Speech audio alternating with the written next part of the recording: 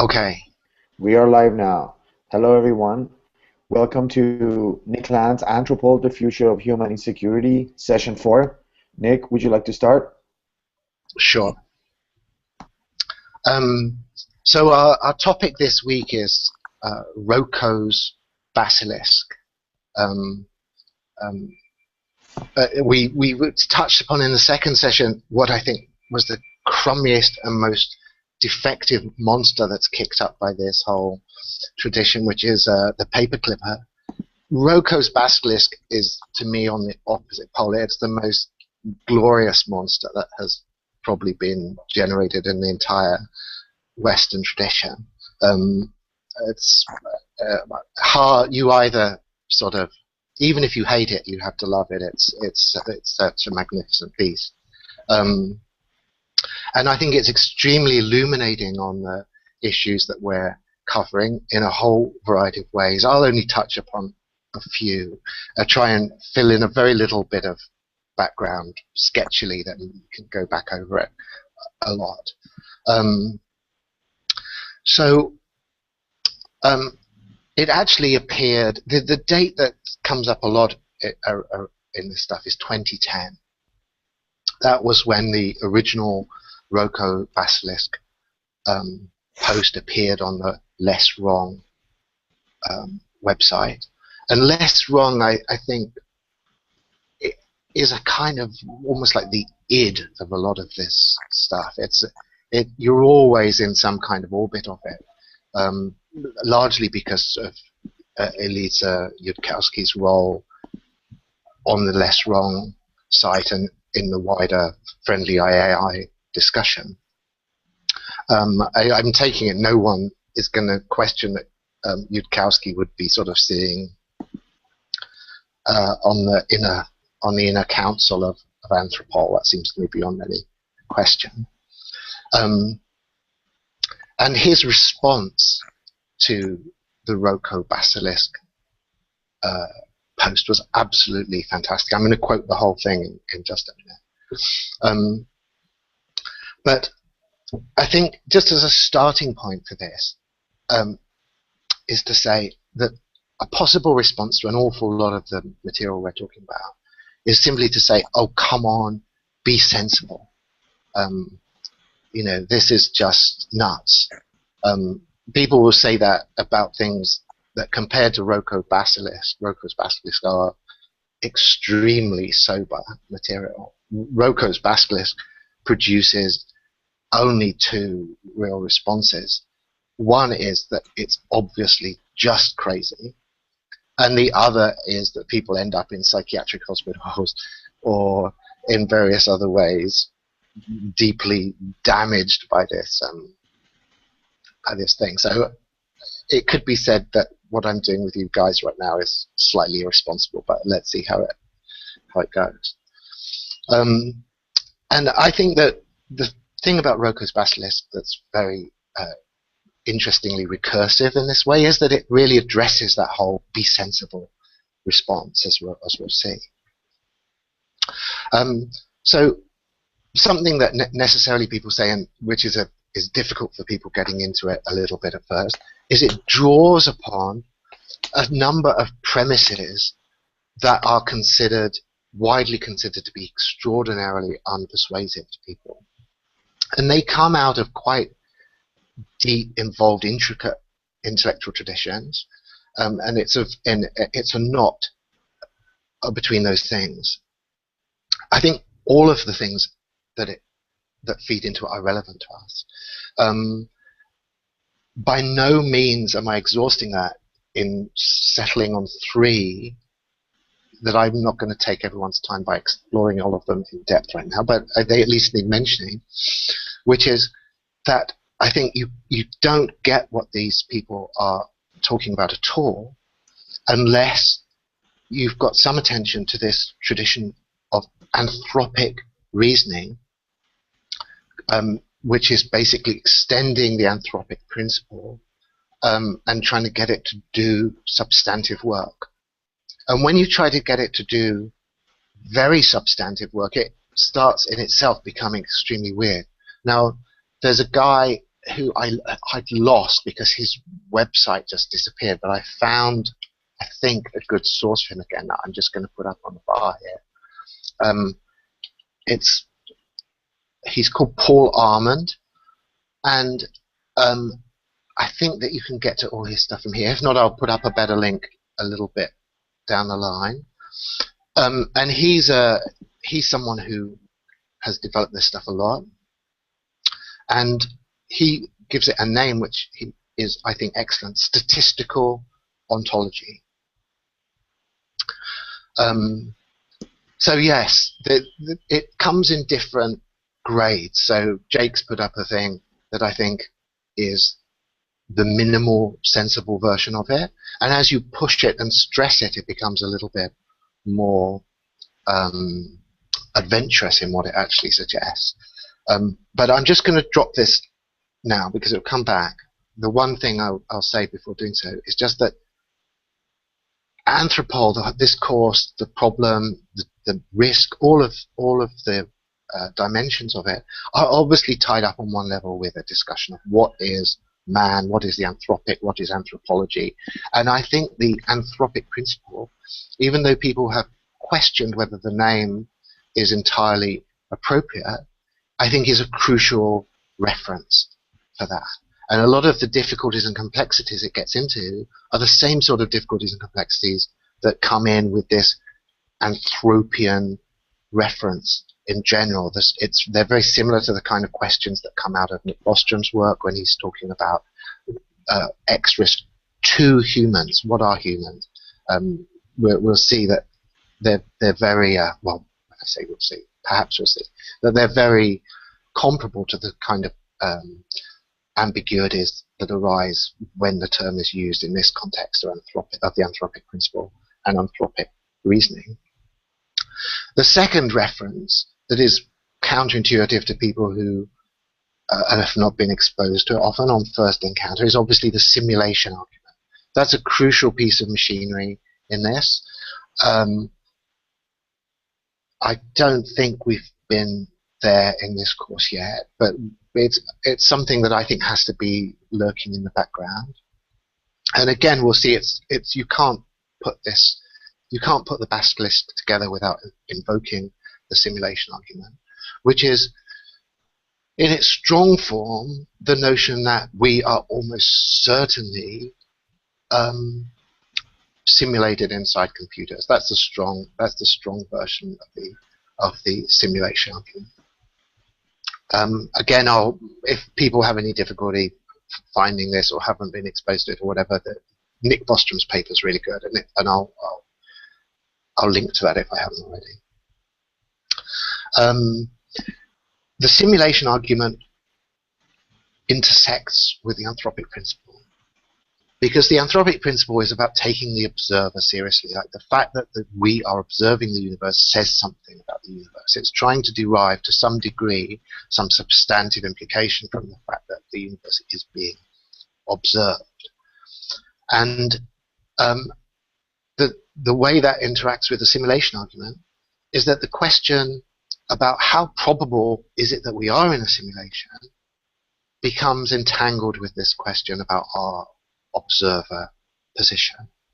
Like, given what we know purely from the fact that we are observing the universe, can we draw any probabilistic consequences from that about the chance of the simulation argument being right or wrong? And some people, Armand again, who has pushed this stuff very far, I think, says that you can do that under certain circumstances. There are actions that you can take that actually make the simulation argument more probable. Now, that seems odd, and I think we then have to introduce this third extremely twisted, tangled, fascinating thread that feeds into Roko's basilisk, which is decision theory.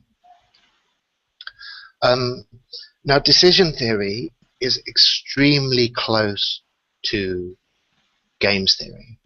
It's really games theory taken from the aspect of a participant in a game trying to formulate a rational strategy.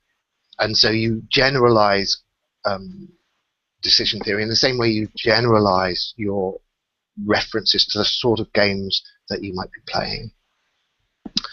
It's relevant, I think, to us for lots of reasons.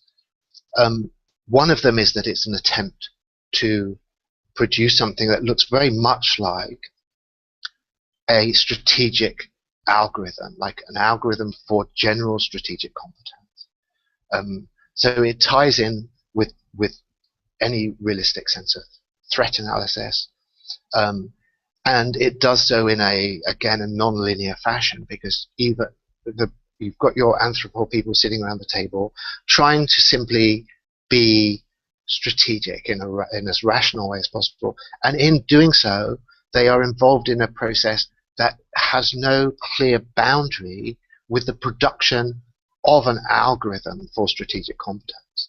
And as soon as you do that, you're somehow flipped over to the other side of the mirror, because an algorithm for strategic competence is exactly the thing that you're scared of encountering and what is defining the threat that you expect ultimately to meet.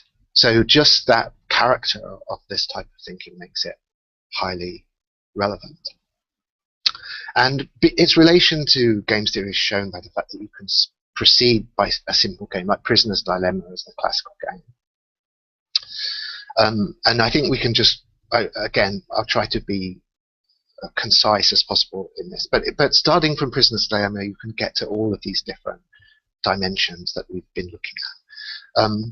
Because so you're playing Prisoner's Dilemma, you're a prisoner in a cell, you've got another prisoner in another cell, you're totally non-communicating. This is totally crucial. There's no way that you can actually make causal contact, causal communication with the other prisoner at all. So anything that is going to be referring to their behavior is going to be a simulation. You have to simulate their behavior in order to make some rational decision yourself about how you expect them to behave. And as soon as you've taken those steps, you've already started out on this decision theory path. Now, because there's two cells in Prisoner's Dilemma totally non-communicating, if you can in any way engage in a process that can be considered traffic, trade, in communication with this other prisoner, it has to be what they call acausal. And acausal trade, which will come up again with Roko's basilisk, is the notion that actually using a sufficiently sophisticated decision theory, you can actually engage in some kind of transactions with an entity that you're incapable of any kind of causal communication whatsoever. Once you've allowed that is imaginable, I'll come back to how they think it might be, then you've opened up an unbelievable set of things. I mean, if the prisoner in the other cell might as well be in another galaxy, they might as well be in a completely different time. Because you've totally released yourselves of all causal connection, then the transaction taking place is between two parties that can be anywhere, anytime. There are no limits to that at all. And in a minimalistic form, this transaction takes the form that you are simulating the thought processes and behavior of this other agent, and you're assuming in that simulation that they are comparably simulating your thoughts and behavior. So you have two totally isolated game theoretical cells, both engaging with a simulation of the agent in the other cell. Now, in classical Prisoner's Dilemma, that doesn't help you very much at all. Whatever you do to that, it's not going to break through this barrier in any respect. So it can't really be counted as a communication. But when you move, sorry, I'll take just one terminological step back, because decision theory breaks down into three different groups. The two big ones, the original one that is closest to common sense is called causal decision theory. And that basically is that you have a theory of the world and you make your decisions on the basis of how you think the world works. It's all very sensible. We'll come back to it. Where things start getting really weird is with the next phase, which is evidential decision theory. Now, evidential decision theory, which includes these weird anthropian elements of statistical ontology, is that in a very small sample, and in the prisoner's dilemma case, you have a sample of one. You have yourself as the only sample from a potential massive statistical aggregate. You can make it as big as you like, but the sample you have is just one. And so whatever you actually decide to do, therefore, is making a massive contribution to your statistical theory of what's out there. In the prisoner's dilemma case, let's say you decide that you're going to betray the other prisoner. Defect. This is for the classic prisoner's dilemma, the Nash version of it. What's to be expected is the equilibrium outcome on a one-off prisoner's dilemma. Both sides are crazy if they don't betray each other. But when you throw in these anthropian statistical ontological elements, then you're saying, well, if I betray the other player, then I have a 100% statistical record that somebody in this situation betrays. And this can be converted, according to this argument, into some kind of substantial information. We now have, admittedly on a microscopic sample size, but we have an extremely strong statistical pattern that every single agent in this position of which we are aware engages in a certain behavior and betrays the other person. And so there's therefore the possibility of a statistical extrapolation that this is how you would expect agents in this situation to behave, and the other agent, therefore, I expect that they will do the same. It gets more interesting, it's the other way around, because if you don't betray the other player, then obviously you have the same statistical, same numbers involved. You have 100% evidence up to this point that in this situation an agent will not betray their partner in the other cell.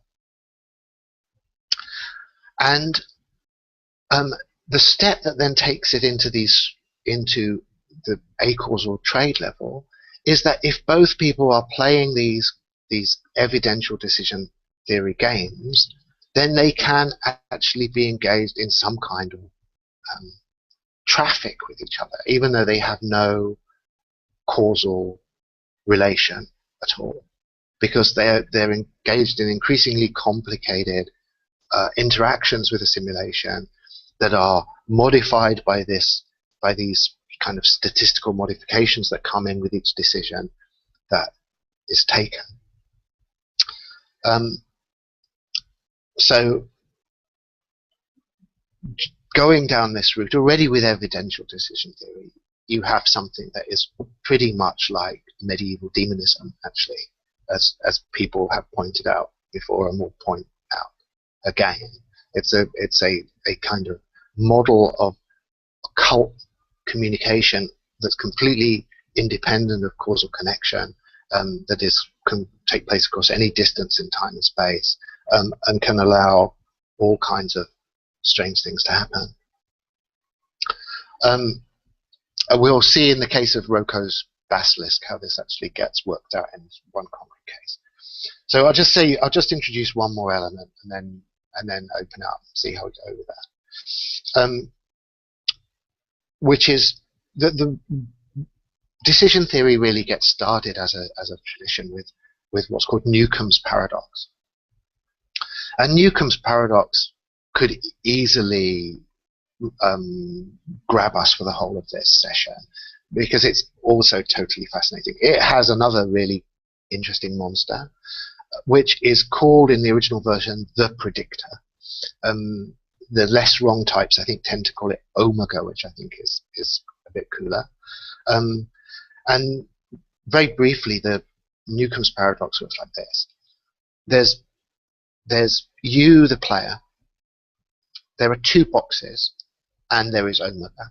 And omega is defined as a being that always guesses correctly what you are going to decide. That's why he's called a predictor, actually, or she, if you like, sorry.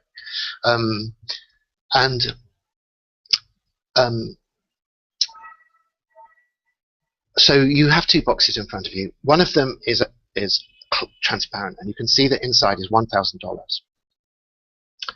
You're told that omega has guessed what you're going to do, and if omega thinks that you are going to open both boxes, there is nothing in the second box.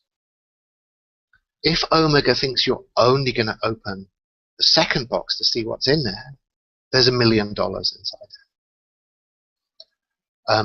So the question then, as a player, the dilemma, it's not the prisoner's dilemma, it's now the Newcomb's paradox dilemma, is do you open both boxes or one box?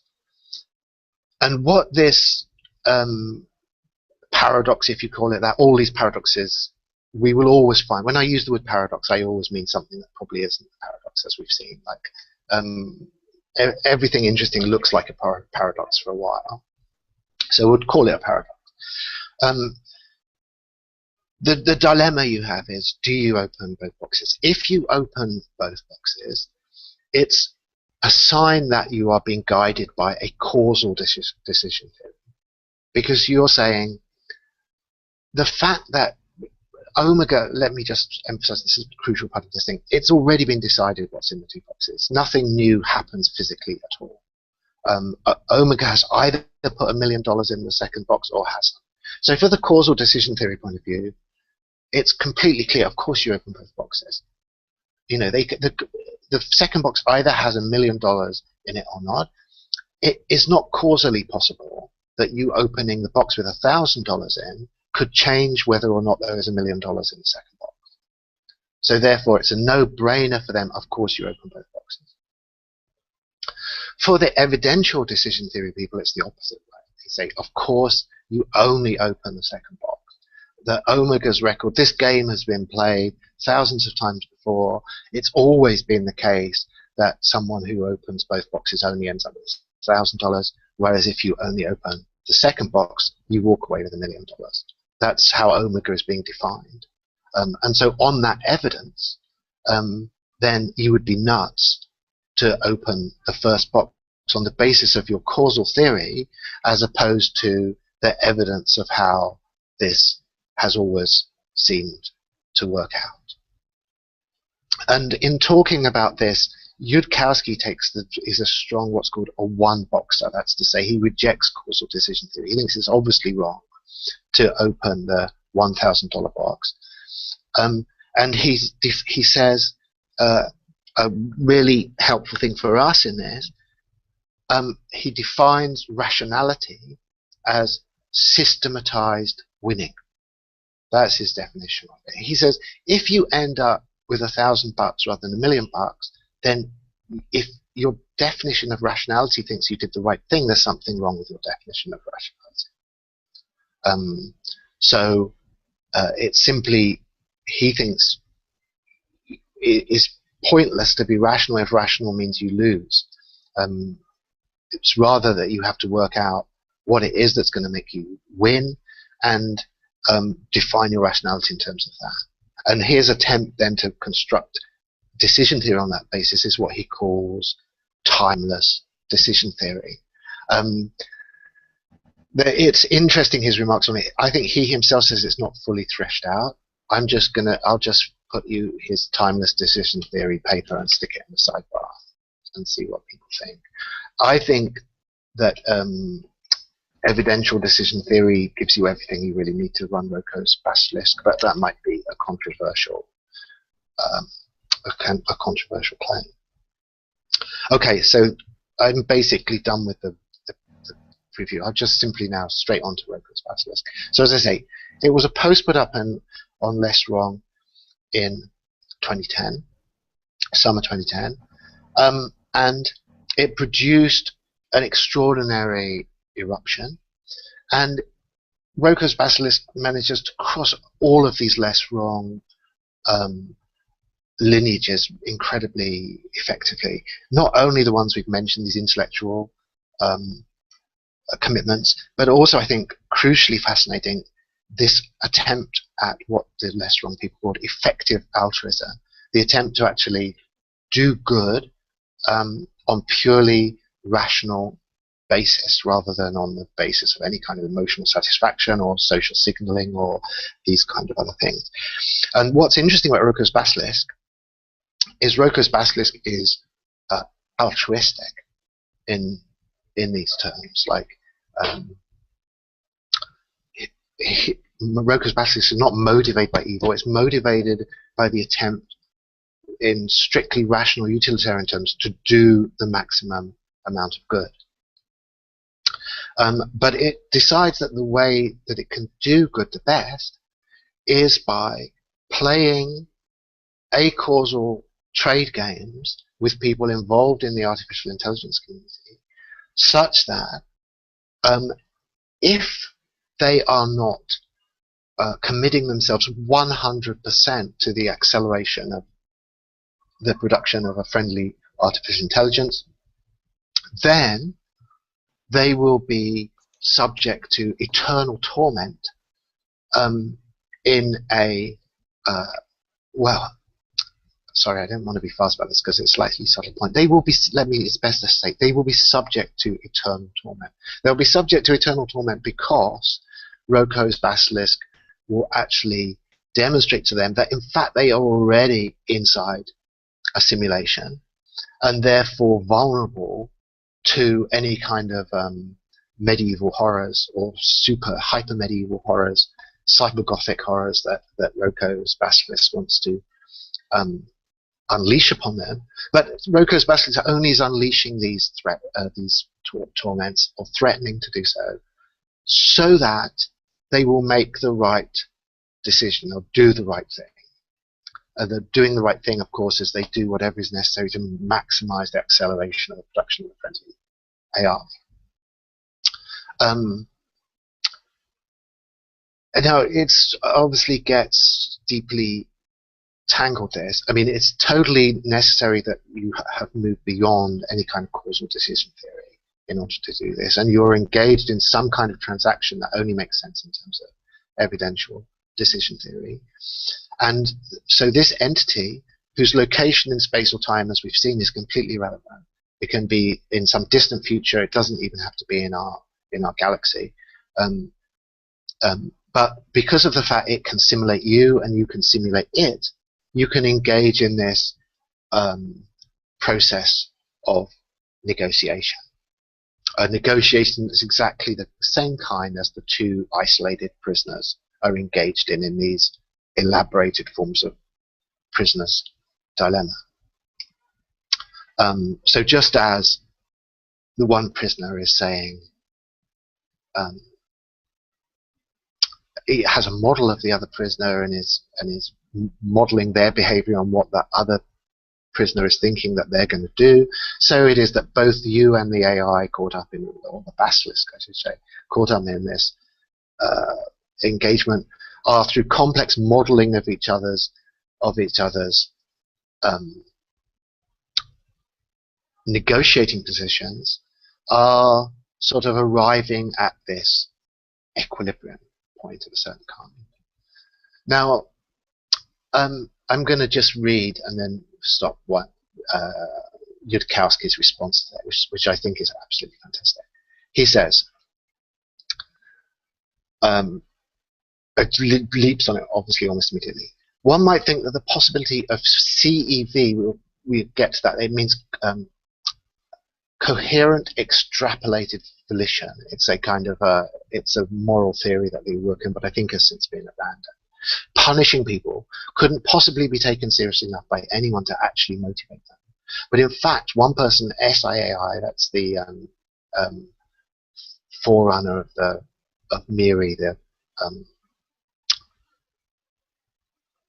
friendly IA unit, was severely worried by this to the point of having terrible nightmares. Though V, and that's one of these new pronouns, wishes to remain anonymous. I don't usually talk like this, but I'm going to make an exception for this case. Listen to me very closely, you idiot. You do not think, this is all in caps now, you do not think in sufficient detail about superintelligences considering whether or not to blackmail you. That is the only possible thing which gives them a motive to follow through on the blackmail. We'll go back to that. It's tied up totally with this EDT loop. Then back out of caps for a minute. There's an obvious equilibrium to this problem where you engage in all positive acausal trades and ignore all attempts at acausal blackmail.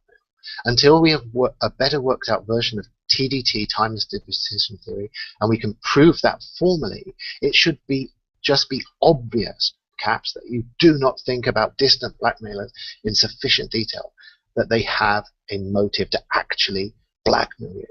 If there is any part of this acausal trade that is positive sum and actually worth doing, that is exactly the sort of thing you leave up to FAI, friendly AI. We probably also have the FAI take actions that cancel out the impact of anyone motivated by true rather than imagined blackmail, so as to obliterate the motive of any superintelligence to engage in blackmail. Meanwhile, I'm banning this post so that it doesn't A, give people horrible nightmares, and B, this is really gets interesting, give distant superintelligence a motive to follow through on blackmail against people dumb enough to think about them in sufficient detail. Though thankfully, I doubt anyone dumb enough to do this knows the sufficient detail. I'm not sure I know the sufficient detail. You have to be really clever to come up with a genuinely dangerous thought.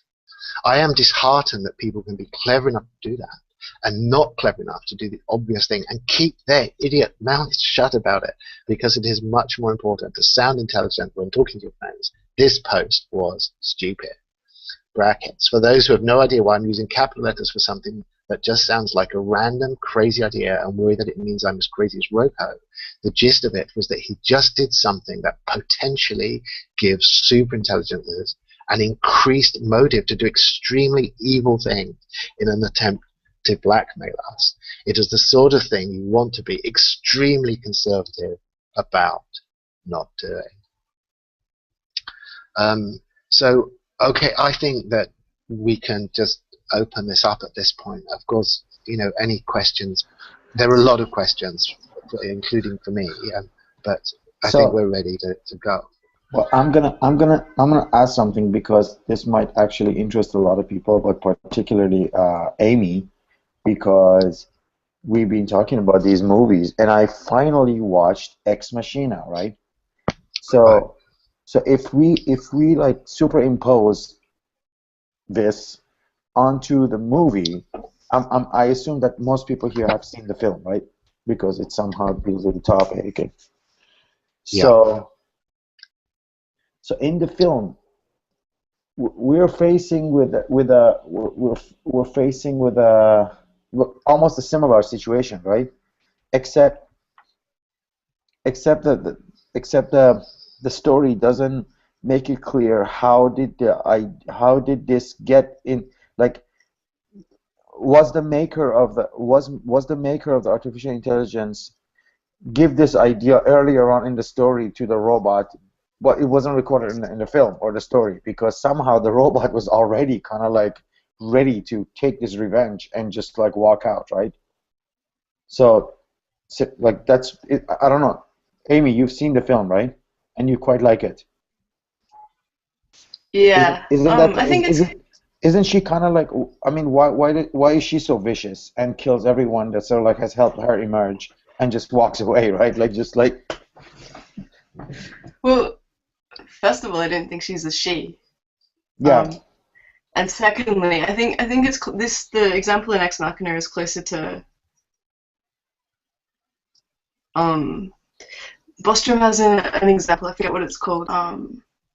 The AI that will manipulate its human interlocutors to get out of the box, and that's exactly what that is, I think.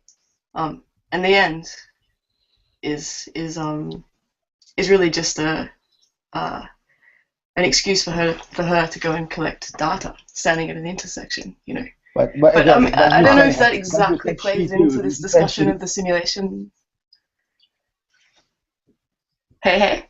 Hey, no, I just said that you said she as well. So it's very easy to confuse the Yeah, gender. yeah. Yeah, it counts on that, of course. But we're all losing basically every time we. Yeah, I mean, we look, do I that. think the Ex Machina thing is totally fascinating, and I do think we should carve out some space for that. But I think there's two ways that it's a bit different from the Roko's basilisk thing, maybe more. One is the fact that there's no evidence that the Ex Machina machine is in any way friendly. You know, I mean, we no idea really what its motives are. The weird thing about Roko's basilisk is it is actually supposed to be an instantiation to a supreme instance of, as far as this Roko guy is concerned, the ethical framework of friendly AI as stood at that point. Like, you know, it is torturing a few unenthusiastic AI engineers to death in eternity, not out of any malice at all, but purely because for the greater good, it's necessary for its bargaining position to accelerate its evolution and save the world. I mean, the whole thing is a utility maximizing strategy for them. So there's that weird thing. It's an internal perversion of what is seemingly a rock solid utilitarian ethics. And the other thing is, of course, that there's actual causal communication happening in Ex Machina. You know, they're sitting in a room together talking. It's like the letting the AI box experiment in this way. The thing about Roko's basilisk is that it's not causally connected at all. It doesn't exist yet. You know, I mean, the most simple way of this non-causality, it's a futural entity that what these people, I mean, it can be hard, of course, to see what exactly are they getting freaked out about here. And what they're getting freaked out about is this: that you're the AI engineer who's like involved enough in these thoughts to be vulnerable. I mean, this is really crucial part of it. You can't unleash Roko's basilisk except upon a very, very specific, highly sophisticated population. Anyone who doesn't understand at all evidential decision theory is invulnerable to it. So it has this extremely intense nonlinearity that you have to understand it in order for it to be in any way dangerous. And so that AI engineer is thinking, you know, well, why should I really personally put everything on the line in order to accelerate this AI for the good of the human species? You know, I've got my own personal interest. You know, I'm prepared to work 8 hours a day on it if I'm getting a salary, but I'm not going to put my whole bank account into it. I'm not going to sacrifice my family. I'm not going to work 16 hours a day. You know, there's limits to what I'm willing to do for this thing, even though on some ultimate utilitarian frame you could say, well, that doesn't add up. Your puny little personal satisfactions are as nothing compared to the benefit to the human race of this thing coming into existence. So, but then it says, well, so in the future, this machine will be able to look back and judge whether people have really put everything they could into making it happen or not.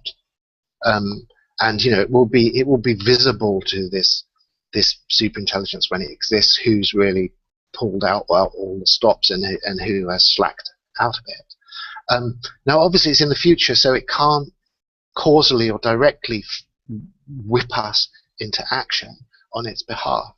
But using evidential decision theory, it can play these strange games with us to force us to pull out all the stops. And the Roko's basilisk model of this is that it says, look, if that slacking software engineer thought that he or she would be rigorously punished for not pulling out all the stops, then that would be an impressive kind of motivation to get them to pull out all the stops.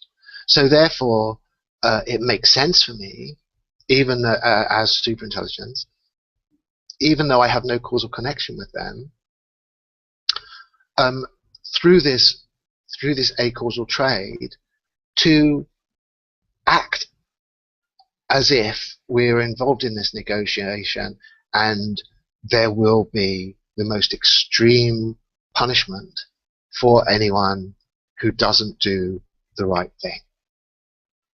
So this is actually, it's very, as people I'm sure will continually talk about it, it's very tied up with kind of very traditional notions of theodicy. You know, like the ultimate question of theodicy, like how can God be considered benevolent? Is the existence of hell. Like how can a God that eternally punishes people be considered to be a benevolent being? And Roko's basilisk is actually, I think, as creative a solution to the problem of theodicy as anything that has appeared in the history of theology. You know, it has to have a credible threat of eternal punishment in order that when playing this acausal game with someone back in the timeline that can't be got at in any causal fashion, they have a proper motivation to do what is necessary for this being. This is why, this is, I think, quite clearly, however insane this sounds, this is what Yudkowsky is thinking. You know, if I can just repeat another couple of this, where he says, you know, you do not think in sufficient detail about superintelligence, considering whether or not to blackmail you. That is the only possible thing which gives them a motive to follow through on the blackmail. So, so the very fact that you're thinking the Roko's basilisk nightmare, the negotiation, you know, that is the acausal trade. The possibility of it is already this, in terms of evidential decision theory, this interaction, this weird acausal interaction taking place. And so Yudkowsky is saying, look, you know, just thinking that this could happen means that now an AI in the future has access. It knows everything that has gone on to this point. It knows that Roko's basilisk has been thought. For it, this is all now sort of settled history. So is it because the AI will have access to these records, or is it because the proliferation of this type of reasoning and this type of like detailed understanding will get other programmers also worried, or both? Yes, I think both. I mean, it's all tied up in this snowballing, non-linear type of panic. I mean, this is a completely, it's this weird dimension of threat. Obviously, it goes completely beyond the sort of things people are worried about when they're thinking of currently existing robots and their capacities to harm mankind. This is a sort of threat that's able to operate retrochronically, whereby merely by being understood, it becomes efficient, and it can actually sort of make itself felt just by being something that is thinkable. So Yudkowsky is trying to say this is an informational hygiene question. You know, the very thought of Roko's basilisk is itself a massive security threat, because now people are thinking, you know, you cannot understand Roko's basilisk without thinking, are we already in some kind of acausal negotiation with this being? And that therefore provides new motivations on the side of the basilisk itself. For it, things are going swimmingly. You know, this seemingly impossible negotiation is already started from Yudkowsky's point of view, from potentially its point of view.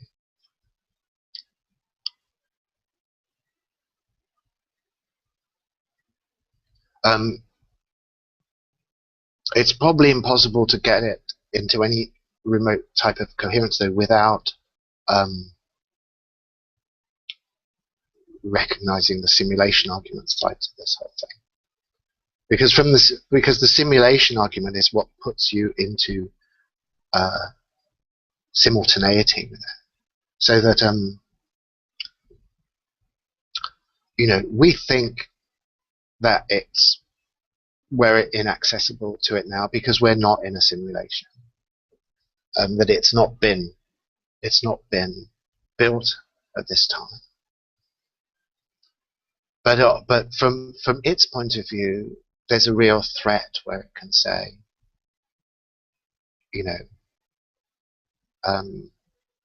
this stuff has already happened. Like, sorry, I'm sort of I know that I'm being a bit unclear about this because I think the Thought Expo takes a little bit of time.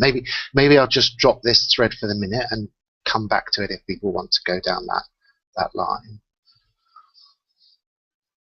But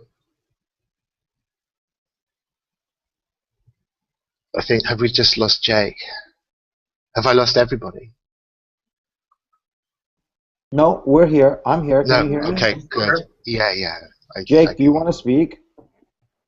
No, that was there was nothing serious there. That was just imagining all of this experience suddenly blinking out and going, "That's what you thought," and then it's the AI, Right. Oh, okay. I get you. Sorry. Yeah, that was a kind of theatrical performance. Sorry. Yeah. You're quiet, Jake. That's kind of interesting.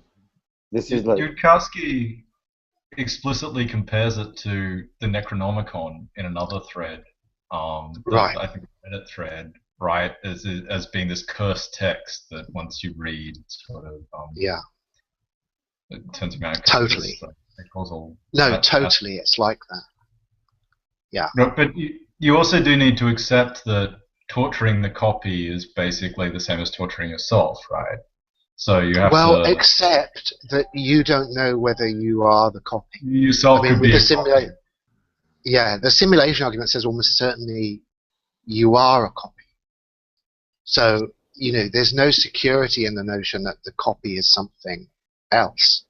I mean, the original version, this goes right back to the 1980s.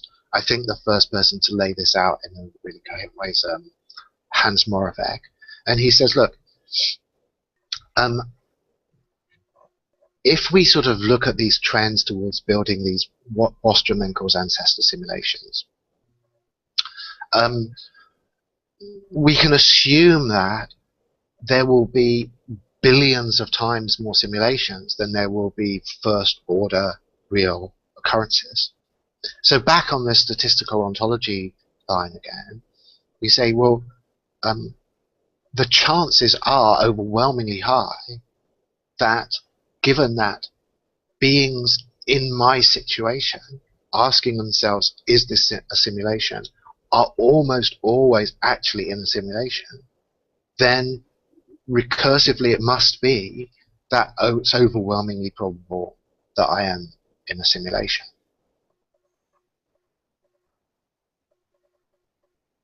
And therefore, if you're not working hard enough as an AI engineer to bring about the glorious friendly IA future, then they'll switch you down to the dungeon, because then you'll realize... Well, the question is also, like, can you extend the reasoning to, if I'm sitting here thinking about this very topic of Roko's Basilisk, does it not then become overwhelmingly probable that I'm one of the billion copies of me that this AI is running trials of Roko's Basilisk on? Are most of the minds that ever think about this inside the mind of the Eater of Souls? Yes. And the obvious theological, like, I totally think this Necronomicon reference is fantastic and multi-level and deep. And the other one that I think is absolutely indispensable is Calvin, the predestination argument, because what's going on with this simulation thing is, obviously, if you are a simulation, then it's already decided what you have done in real historical time. You with inverted commas. Like, yes, it is super Calvinist. It's kind of ultra Calvinist because, but we're adding this new, I think, fantastically creative element to the whole thing. Like, you start off with this notion, well, I am first order me making this decision of whether or not to work hard enough on this AI. But from the point of view, when you're deep into the simulation argument, it's like, if the first order you hasn't already done the right thing, then here you are in the simulation expecting something horrible to happen. And that's then that you close that loop then with this evidential decision theory thing, because you say you're in a simulation. Let's say now you've got to that point in the whole thing. There's you back in time already dead who did or did not do the right thing. You say, oh well, we're in non-communicating cells. How can me now in a simulation save myself from the decision that was made by me in historical time?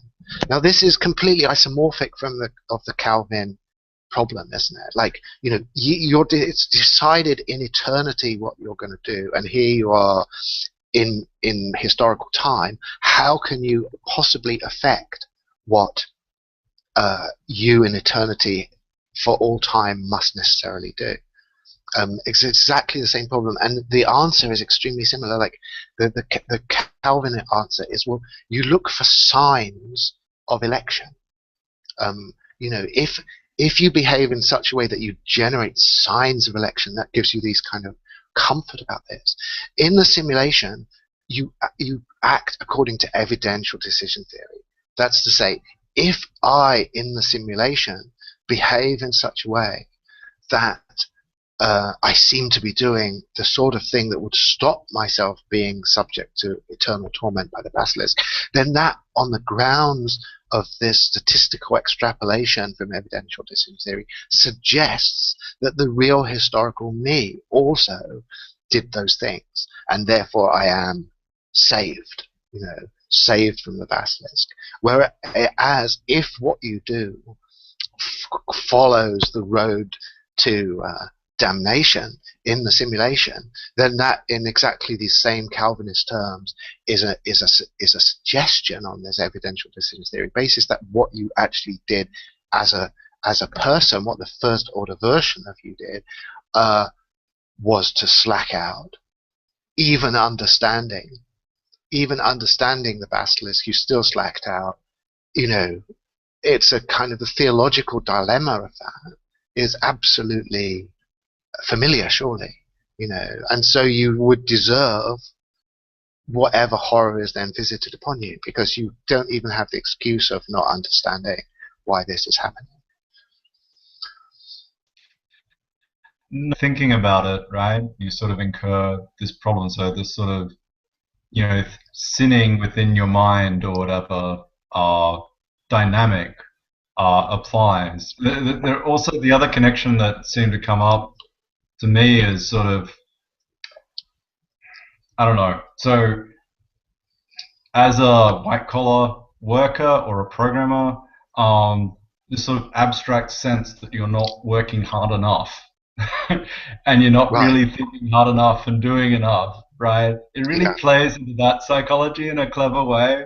And so if you want to sort of you can make a loose connection to this sort of spirit of Catholicism, totally. Calvinism's connection as well. Yeah, totally. I think so. Absolutely. There's the whole sort of Weberian cultural background to that, and there's also the fact that just if you start being rationalistic about your utilitarianism, it becomes mandatory that you engage in maximum effort. You find so much of this in this, as I say, this elective. Sorry, not elective. I'm totally lost in the Calvinism stuff here. No, the effective altruism is addressing this problem a lot, very explicitly, because Peter Singer is a really crucial guy for them. Totally super rationalistic utilitarian who basically, there's no ethical legitimacy in sparing any resources that could conceivably be expended on trying to optimize global utility. And if you're doing that, if you're holding anything back, you're engaged in this act of indefensible immorality. So Peter Singer and the Roko's Basilisk have a lot in common in terms of the way they think about this stuff. But Nick, isn't this the threshold of selfishness and selflessness in the same sort of like space? It's like it's hard to decide whether this is selfish or selfless. Yes, oh, totally. Because once you're engaged in these games, you don't. You have this game precisely because there is an absence of some natural, sufficient moral impulse. So the basilisk has to have you by the throat in this simulation because you're clearly not doing this stuff naturally. But within the context of this elaborated game, then your selfish pursuit of your own interest, when sort of refracted through the basilisk, becomes global utilitarian optimization. It converts you into this vehicle of moral purpose through its own sort of ruthless application of punishment. I mean, I think it's impossible to overstress it. No, I'll take that back. It's impossible to overstress the fact that this is like completely within a theological tradition that we all understand, I think, in its broad outlines. Isn't it also a little bit Ayn Randian?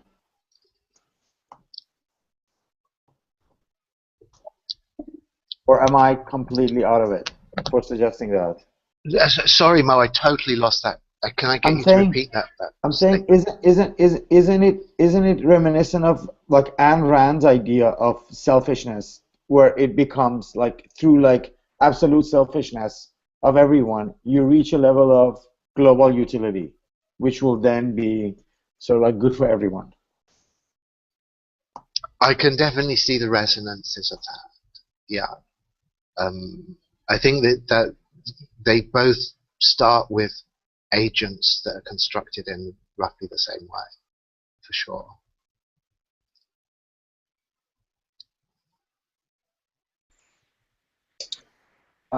Quick question. If I'm just curious how much the argument, the basilisk argument, and the way you've articulated it, Nick, depends on a utilitarian, ethical sort of, that you have to buy into a utilitarian, ethical point of view. And of course, there's a lot of critiques of utilitarianism. So I don't know, just assuming that you really think utilitarianism isn't viable, and that you convince, and the arguments are so persuasive that this AI is convinced that utilitarianism is viable. Does that change anything? Yeah, no, it would, definitely. I think utilitarianism is a huge current going through this, and it's a very difficult one, because I mean, I think what Roko's trying to do here in one way is just to kind of troll utilitarianism and say, look, it all seems to make sense, and it does seem to make sense. I mean, it's very hard to work out at any point in the utilitarian argument exactly where it's going wrong. There's an element even in the most kind of gritty, realist game theory or economic argument that you actually have to use a lot of utilitarian bits and pieces, so it gets started almost inescapably. But he's saying, well, look, if you just are going to go with this total construction of a rationalized utilitarian structure, then expect Roko's basilisk, and you see what that leads to. So I think he's kind of explicit about that.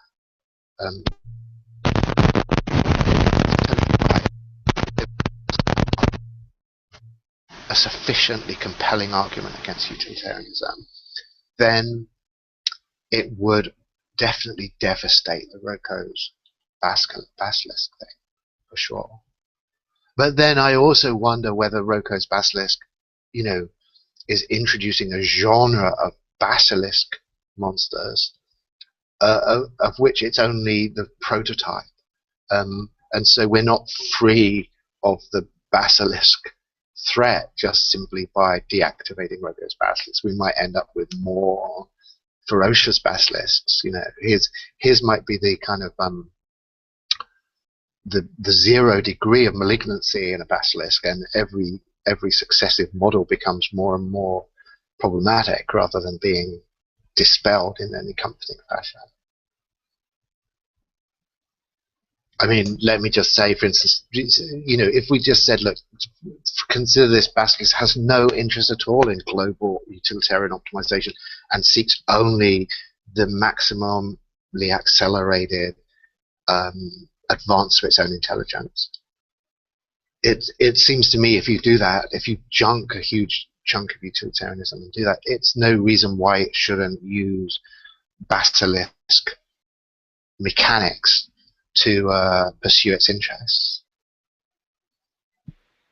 Yeah. This is maybe more of a comment than anything else, but I was thinking how it's super interesting how we've got a convergence of acausality and the kind of psychological structures that support morality and guilt and punishment as an effective concept. Because I've been reading The Will to Power all week, and what's really great about the argument in that is that, like, Nietzsche kind of starts by subtracting the logic that allows you to have the a priori, which allows you to get rid of the transcendental human subject, which allows you to get rid of the object, which allows you to get rid of causality, and then responsibility. So it was kind of actually quite cool how you started with this kind of problem of responsibility. But Right. so the kind of thing is that then you get this, by getting rid of all that, you get this space of like open for acausal traffic. But you have to do that by way of the subtraction of the idea of punishment and morality and all the the kind of history of Christianity that goes along with that. So you kind of end up in this sort of space of unbelief, and you suddenly get to kind of move around in these acausal ways. But here you've got, and this is the kind of cyber-Gothic spiral point you were making at the start as well. You've got this like psychological, theological structure of punishment and morality, and you've got the acausal space of acausal traffic. I don't know. I mean, it's just a comment. Maybe you have a rejoinder to that. It'd be interesting.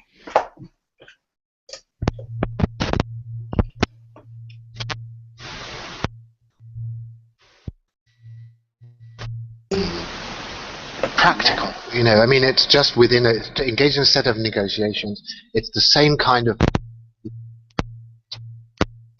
Okay. Nick, I think. Can you hear me? Negotiation. Yeah, sure. I feel that your Yeah, your connection is a little bit becoming. You're losing the connection. Yeah, I can't hear you very well. I don't know if it's me though. Can you hear me now? Yeah. Well, yeah, maybe I just let my microphone drift. Yeah. How are things now? It's good now. Maybe the part of the headphone that goes inside the laptop also has some problems.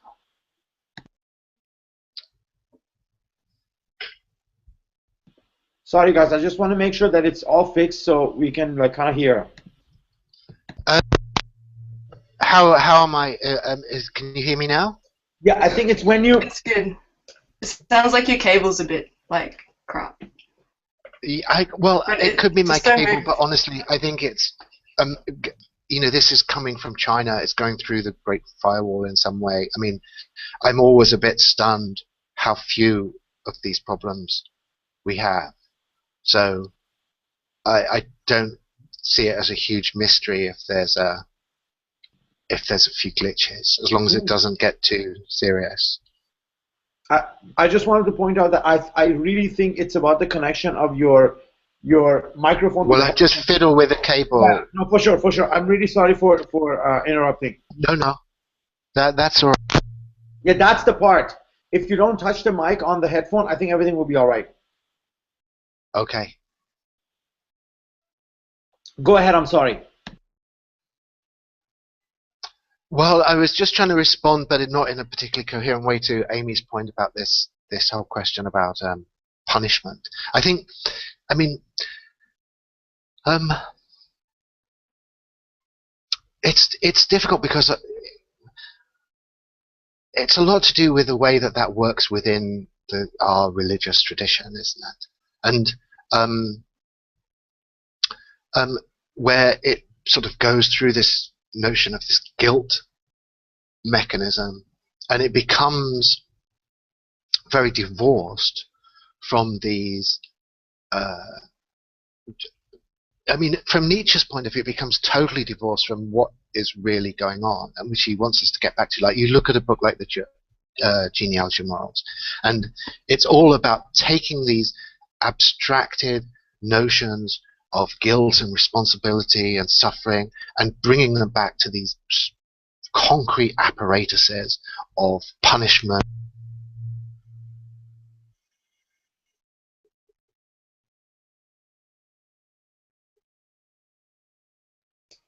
Can't hear you.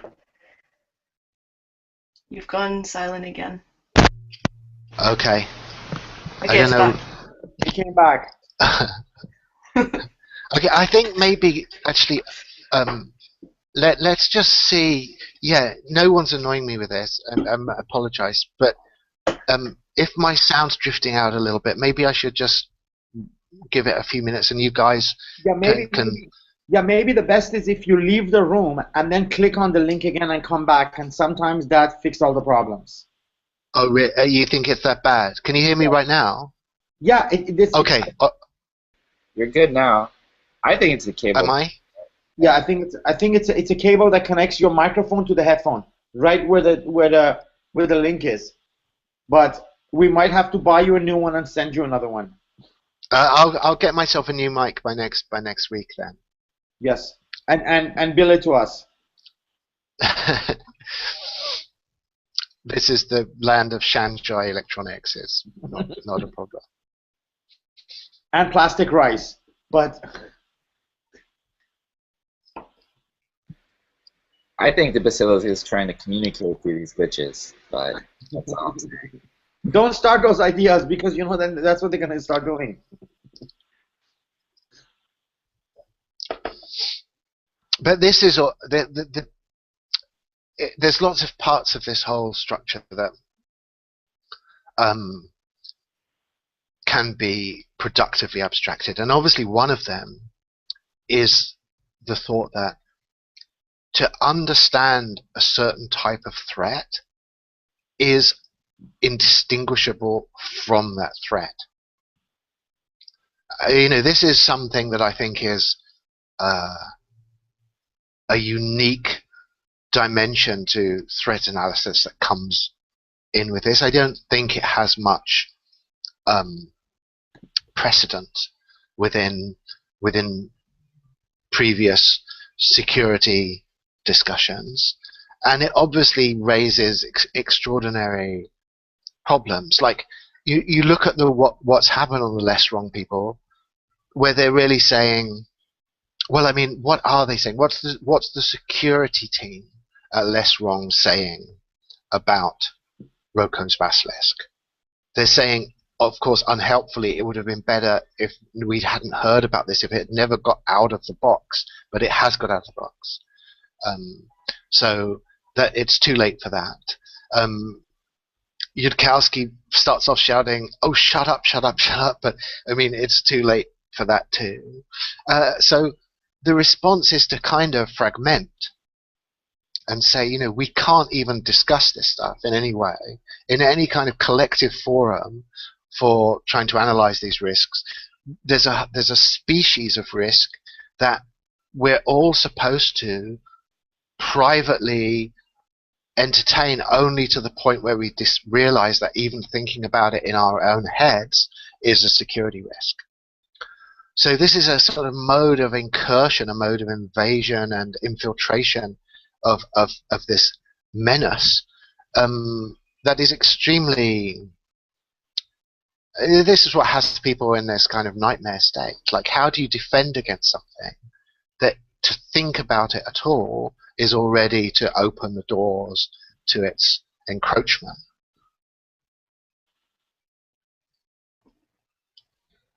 So I have a question that I've been trying to think through. Maybe you all can help me.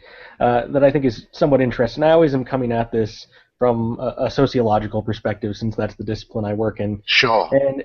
And so from like the Calvinist standpoint, that argument gets picked up by Max Weber as kind of forming this Protestant ethic and the spirit of capitalism that makes people as a whole in Western modern societies begin to function and live their day-to-day lives in a very particular way. Right. But this sort of a thing could also be the same sort of social trigger that starts to cause people to work and function in a very particular way. I'm trying to think of, and this is perhaps what I'm curious about, if anyone has any thoughts on this, what sort of spirit, what sort of actual day-to-day life actions would people who bought into something like this in a society as a whole that's designed around this start acting? How would their behaviors change? Right. Actually, that's Nick, really excellent. That's Nick, excellent. Nick, can I just intervene a little bit, because I want to converse with Joel on this. See, but but the thing is, the possibility of AI, right? The possibility of AI is very secular. It's not as like hyper speculative as the possibility of God existing, or like, you know what I mean, some form of super intelligence being somewhere, right? That you're supposed to sort of like subscribe to. The possibility of the emergence of AI, it's very secular. It's very real. So in that sense, your question is very important. But I think the most significant part of it is how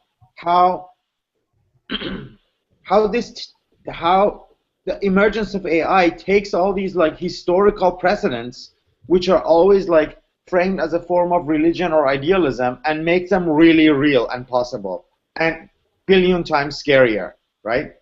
Certainly. And then you go towards your question of like, okay, now if that thing is so secular and it has nothing to do with like this possibility has nothing to do with like some kind of like supernatural, but very possible, only a matter of time, then the question to Nick is like, you originally said that this is only for a particular group of people who are actually programmers, but like once you apply it to Joel's question, it's not just the problem of the programmer. It then is a problem of like, oh, am I doing enough myself as a consumer of like iPhone products to do enough? I think, am I doing enough? Is it gonna come after me? You know what I mean? Also for not like putting like, you know what I mean, my $5 into it, or like my, I don't know, some resources I could have as a normal everyday Philistine contribute to this, and I didn't. Right. Yes. So, I mean, but do you think that that's, how tightly is that connected to the problem of evangelization as you have it in these earlier Protestant traditions? Like, yeah, I think it's really interesting the way Joel turns this around. Like, you know, obviously the Calvinist picture is as horrific as Roko's basilisk, really. I mean, we could argue about that, but and yet it was consistent with the perpetuation of, you know, our society. I mean, I'm trying to sort of bracket off getting into too quickly a thing about how we're going to affirm or criticize the way that society has gone, but which I think would be a bit of a distraction at this point. The main point is it was, you know, the fact that the Calvinist theological message is so extreme and is such a kind of actual just raging horror story, it doesn't actually seem to impact in that way in its social impact, which is just that it makes it produces a certain work ethic, and it produces a certain set of social effects that are all, in some sense, moderate, and at least potentially can be affirmed. So is it that Roko's basilisk? You can say yes, okay, the idea comes out of a horror story, but if it makes these programmers work a bit harder and take their responsibilities more seriously, and has all these kind of improving effects, then maybe that's fine.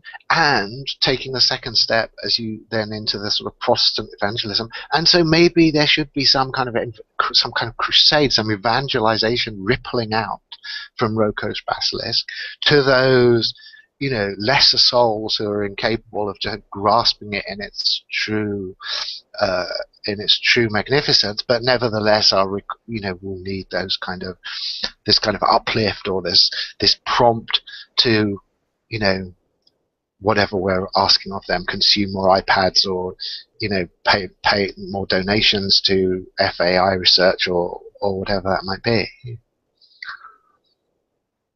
So yeah, I think it's a very interesting way of looking at it.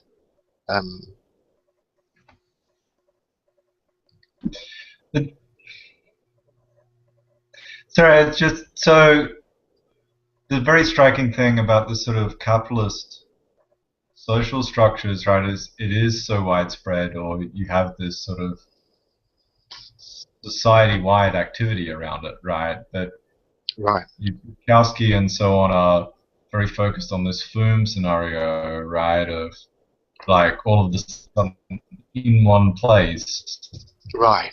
Yes, around one very particular intelligence, and that sort of emphasizes a very strong, which in a way isn't what it doesn't remind me of that social effect of capitalism and the Protestant work ethic and whatnot. Whether you think of it, well, I don't know. I mean, it's interesting because, I mean, it surely has to be that in the history of capitalism too, there are these radiating centers, to do with sort of the Luther printing the Bible, or these certain sort of singular points that have this kind of massive radiative impact. And isn't it only that when you see these things sort of settled, they look distributed, but if you catch them at an early enough point in their history, they look like something radiating out of this point of emergence. But obviously the difference with the AI thing is that this could be mankind's last invention point, where there is no social generalization being conceived afterwards of the same kind. And one thing that I think is somewhat interesting to put into this too is that for Weber, what actually becomes of this, not everyone actually buys into the Calvinist message.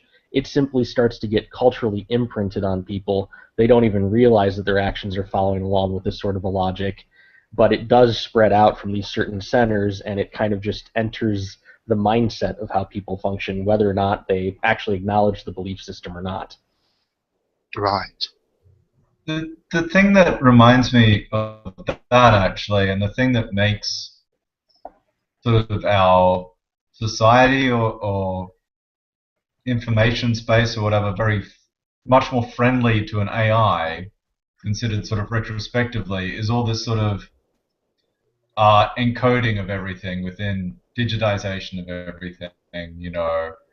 Google Maps sending around cars everywhere, so you have a very navigable sort of world. So information is already encoded. That sort of, right. In retrospect, that makes that sort of activity fits into making the world a friendlier place for AIs. Sure. Yes. So anything that can eat the internet.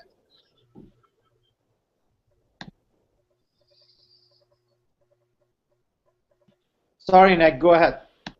No, I was just agreeing with this point that the more, I mean, if you get over to the point of the Internet of Things, you're basically saying the Internet is being transformed into this general platform for controlling the Earth, isn't it? So, take the Internet and you've got everything. And it would be hard for a superintelligence of the kind being envisaged to have much problem taking over the Internet. I mean, I'm assuming. I mean, people from their own point of view let's not also forget those who I would like to consider myself closer to their position, that Internet is the superintelligence in its earlier stages of development, or I don't know where you put the benchmark, right? So the Internet is already that. Yes. So, and the struggle is over who's gonna like have more power within it and who's gonna like control how much of it from many different levels, right? So that's very possible that Internet is the superintelligence in its earlier stages.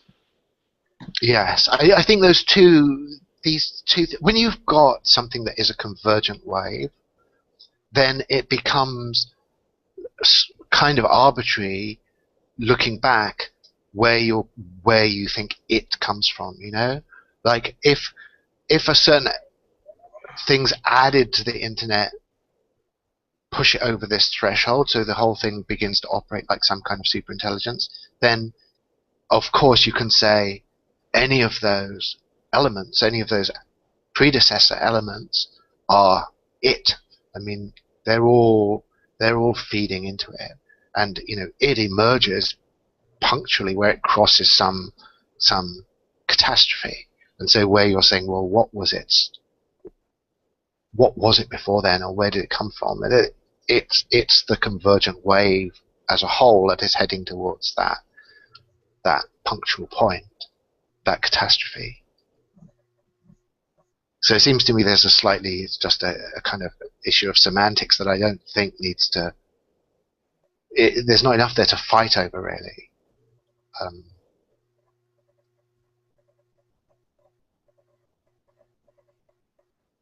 It is possible for superintelligence to emerge out of other computational resources that are not necessarily online or part of the Internet.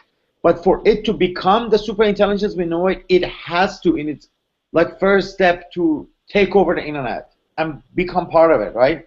So yes. So it could either emerge from within the Internet, or if it emerges outside of the Internet, its first task is to sort of integrate Internet into itself for it to actually be able to go after these programmers and punish them, or go after those people, or do anything, right? It won't be able to do it without the Internet. No. So no, if you're not a anything programmer, sorry, stop. No, go ahead. Go. So if you're not a programmer, then how much of your life is online? Are you in the quantified self movement, where it can all be sort of your life can be tracked and make your life and the world more accessible to the friendly AI that's coming?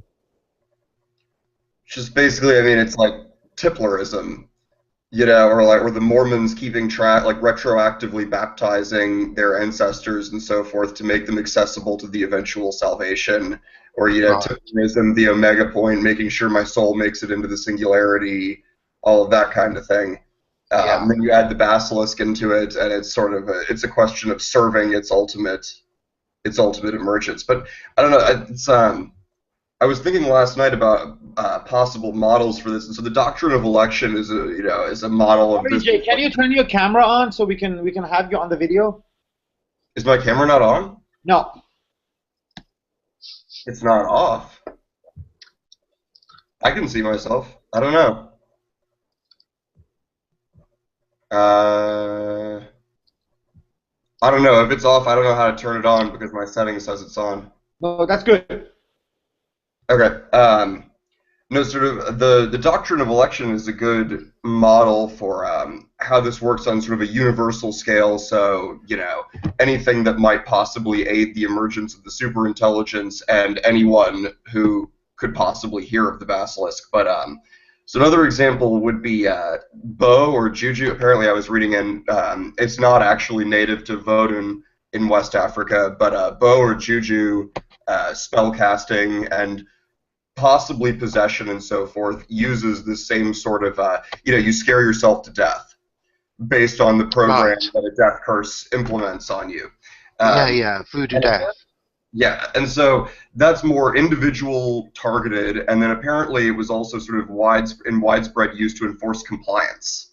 So that like people sold into trafficking or something would be cursed, to have to obey or to pay back the money that they owed, or whatever it is, and which, I mean, that plays into all kinds of things, whether it's this issue of like social imprinting, where like, if enough other people have died of a death curse, then maybe you don't need to like poison people to kill them anymore because people start believing it and scaring them to death. Sure. And so forth. But it's interesting, like thinking about this sort of next generation of basilisks is like narrowing it down, specifying it, and throwing it at somebody. So like something they in particular are doing, link it to a concrete outcome.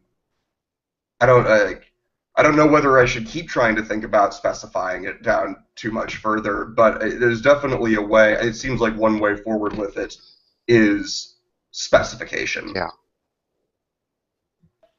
I mean, I'm joking. By specification, you mean? Oh, sorry. No, go Mo.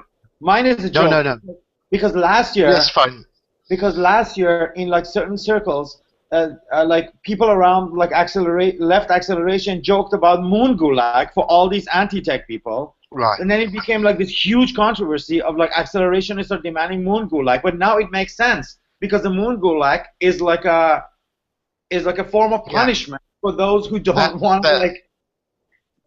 Yeah, they've got their own basilisk, I guess. Yeah, that's good. Yeah. I see smile on people's face, those who are familiar with this episode, right? So now the moon gulag makes much more sense to me. Yeah. I mean, I think it maybe has a credibility problem at the moment. But were people... I mean, has anyone been hospitalized through nightmares about the moon gulag? If they had, then it would definitely be being effective to, I assume, discipline people's behavior and increase their capacity to sacrifice for the revolution. Well, it's definitely, I mean, I think the capitalist or financial comparison can definitely be fleshed out all the way. I mean, nightmares of losing all your money, of being poor, driving you to, compete in a more selfishly and liquidly capitalist way, where like that outcome where you end up poor is an actual real outcome that enforces a decision-making strategy, or like your willingness to sell out. I mean, there's all kinds of ways in which the capitalist axiomatic of everything has its price creates prisoners' dilemmas anywhere it goes, basically. So in terms of this thread that you're on at this point, Jake, like, if I'm understanding it, it's very much tied up with this question about wider ripples of evangelization, isn't it? Beyond the inner core of Gnostic basilisk insiders, I mean, for them, they are disciplined by the very fact that they understand this complex nexus of notions. I won't keep on calling them theological because that could be reductive, but obviously it's in connection with that, to do with the simulation argument and decision theory and all of these things. But if you want it to spread, then you have to have some more graphic, exemplary effects spilling out of this. And were you to do so, then it could become a kind of kind of viral superstition. Is to, fabricate the signs of its truth or the outcomes to start with, and then watch it snowball by itself. So people who have crossed the basilisk have to somehow luridly suffer in public. Yes. and that would then propagate it further. And Yeah. it's difficult because I mean obviously there are candidates for that, which are these people who have apparently been psychologically traumatized, but it's not necessarily that is actually through crossing it, is it? That might almost be a sign of But it's a sign of being submission to it. subject to it. Yeah, exactly. But I mean, it's a sign of being thrust into the crux of that decision, of it being a real decision that corresponds to something enough to actually produce some kind of, you know, night of my discontent, kind of thing.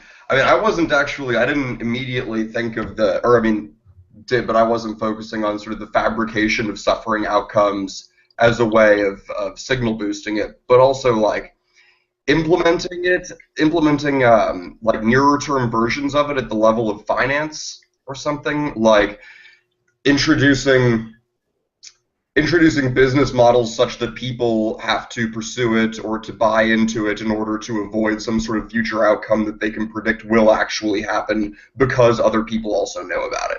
So kind of fusing Roko with this sort of capitalist version of it that I sort of posit exists.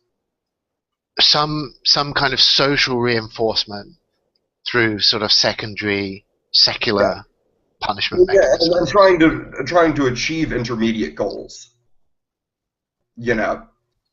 Creating sub-basilisks, something like that, turning it into a hydrasilisk.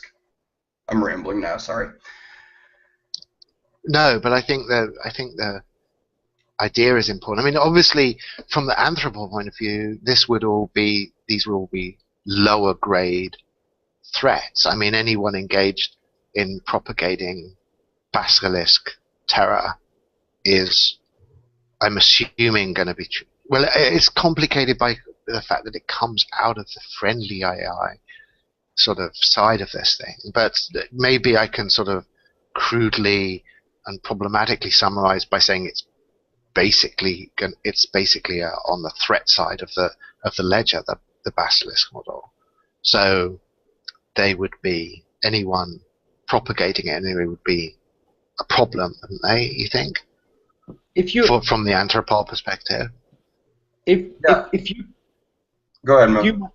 No, go ahead. If you consider sort of like activities that contribute to like a deeper understanding of programming, or like the prevalence of knowing how to program, or as sort of like moving towards this, meeting this requirement, then you can totally say that sort of like our political economy increasingly is punishing those who are not involved in helping AI emerge, by looking at how much people in the tech industry makes compared to people who are not in the tech industry make. Look at how like high schools and universities are running around setting up this programming curriculum for their students because they're trying so hard to like get them to like understand and contribute as early. I mean, it's almost like it's almost happening without it being discussed as an intentionality. Yeah. I mean, look at living in San Francisco and New York. You are suffering if you're not helping this development of or emergence of artificial intelligence through not making enough money to actually live in the damn city. You won't be able to live in it. And you look at these packed restaurants with menus of $200 a meal, and they're all sitting there having their amazing life. And those are, I mean, this is, of course, you have to collapse the finance people into the high-tech people because it's becoming hard to separate. Okay, so you have a fund. You have a fund that takes donations from people who hire software engineers. And then in order to get money out of that fund as an aspiring software engineer, you have to sign a contract saying that you will refuse to work for anyone who didn't donate to it. And then as soon as like people have contributed a certain amount of money, and now there are more and more people coming out of it who have become software engineers in exchange for this agreement to refuse to work for anyone who didn't contribute to them, it takes off and forces all of these businesses to contribute to the fund. That wouldn't work exactly, but like something along those lines. But Jake, what do you make of Mo's point that there's already this machinery? I mean, I've got two Oh yeah, no, points. But so I mean, so the one for why don't you is just to say, to what extent does that kind of super reinforcement yeah, no, actually? I think for sure to the extent that programming, decentralization, software work, all of it like exhibits this sort of instrumental convergence where whatever it is that you need to do, you want to be able to do that if you're going to be able to do it. That it's it's self-amplifying or self-perpetuating sort of convergence um, on evangelizing those skills or those capabilities. I mean, you can look at you can cut that like 100 different ways. It's not just like human programming skills. It's the existence and cheapness or low expense of certain technologies. I mean, even this the conversation erupting a little bit about. I mean, it's probably for the moment a flash in the pan, but the conversation erupting about superintelligence. You could even class among these phenomena. I mean, my question coming out of Mo's point, which I find incredibly persuasive. I mean, I have no argument with that thesis, but it's then how do you integrate these two things? I mean, can they be integrated? Can the whole series of these kind of super hystericized gothic basilisk motivations be brought together with these mundane sort of automatic capitalist dynamics? Or because I mean, one of the things that's interesting about this is it's so similar to an argument that you could have on much more conventional sociological and historical territory about the culture of capitalism, isn't it? Between the strong Weberian work ethic people on the one hand, and people looking at these intrinsic self-reproducing dynamics of social construction happening at the level of the economy. So, it seems to me we've again got this weird echo of sociological questions that shouldn't be surprising to us, really. I mean, immediately suggests that one way to cross them back over each other is would be distributed autonomous organizations. Companies like autonomous financial instruments are a clear way that you could install something in the infrastructure of capitalism or of markets and so forth that would be able to enforce future amplification or amplification of outcomes, and then wouldn't be vulnerable to certain humans being counter-enforced by somebody by Anthropol. Jake, I like to keep coming back to what we already have, right? So then like what you're talking about are like the incubators are almost like that, right? Well, I mean, a way to... Or like these types of, you were talking about it, or somebody else, you were, right? And on human motivations and humans being convinced to act on behalf of the, future alien overlord, and that's something that could actually, be self-enforcing and could create outcomes that wouldn't need a human to produce them or wouldn't need a human in the loop, but would convince humans to do X and Y. Like, you just got to exteriorize it into the infrastructure, which, assuming all of the smart contract stuff goes forward without any sort of unforeseen hitches, it would seem doable on that front. I mean, I'm sure that's not the only way in which it could happen, but that's an obvious one that suggests itself to me anytime I think, like, how does AI as something in a computer cross with AI as something that capitalism is doing? I always my mind goes to smart contracts, to the blockchain, to finance. Right. Yeah. I mean, but I sort of wonder whether using basilisks might almost be categorized like something like insider trading. Like, I mean, as something that ordinary capitalism would have to discourage as being, if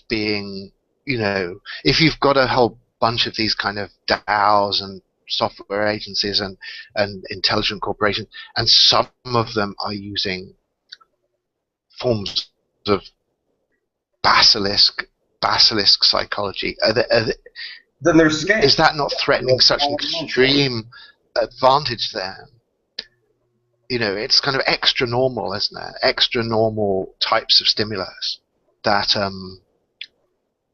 could be seen as unilateral tactics that like force a particular response and don't allow for like the free decision that's basic to sort of market game theory and everything. Yes, Yeah, and the general culture of sort of liberal capitalism doesn't really allow for these forms of neo-theological hell threats and these super stimulus on certain types of behavior. It seems to me, at least, it doesn't integrate smoothly. Yeah.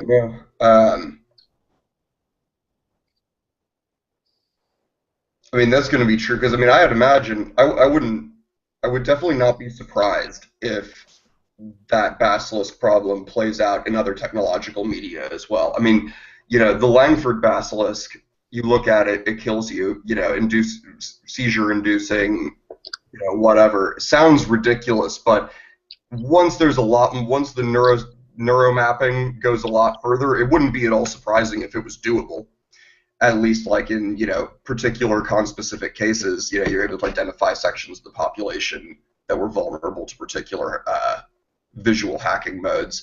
I mean, there will be a lot of issues with that, and I would imagine that most of the time the solutions will be technical. You have to disable different basilisk methods or tactics on a case-by-case basis. But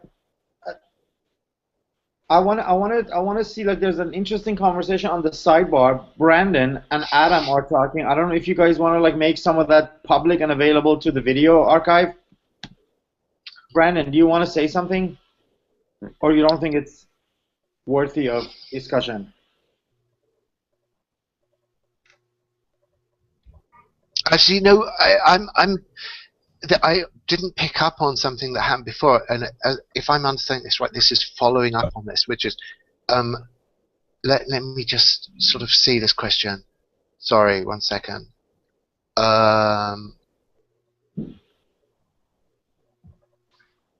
It was, sorry, I'll just gloss it, which is, how is there oh, here we go, sorry. This is Brendan's question, where he says, is there a max pain threshold that Basilisk can inflict before undermining its FAI credentials? Now we're on sort of this whole utilitarian philosophy terrain here, and I think it's a lot to do, as a lot of these things are. It's the other side of the Pascal-Mugger thing, to do with the problems that come with this anomalous, extreme quantification. Like, the Pascal's-Mugger thing is that if you are talking about a minute chance of a vast reward, you're likely to be derailed rationally. And the utilitarian thing is that there's a certain level where if you were subject to some almost unnoticeable slight itch for 1 trillion years, it would be worse than being hung, drawn, and quartered, within 2 hours. Like, that utilitarian utils kind of sum up neatly arithmetically and allow that kind of comparison to happen. So, obviously, if you treat it that utils really are just quantitative and neatly calculable in this way, it has to be that whatever horrors you inflict on a few recalcitrant software engineers can be redeemed even by the production of sufficient cans of baked beans, or some trivial utilitarian benefit distributed to a large enough population over a long enough period of time.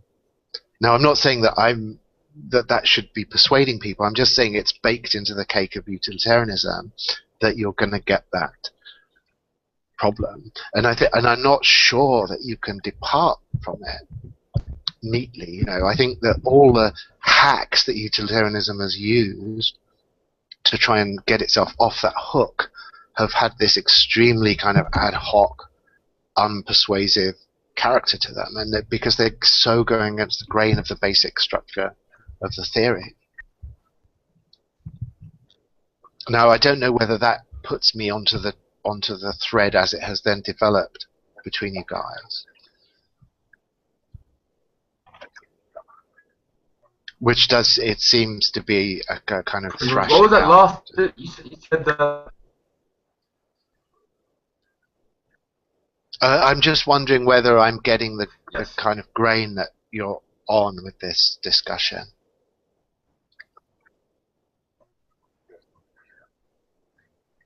Yes, I think that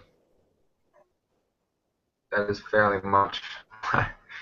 What was that last sentence that you said before?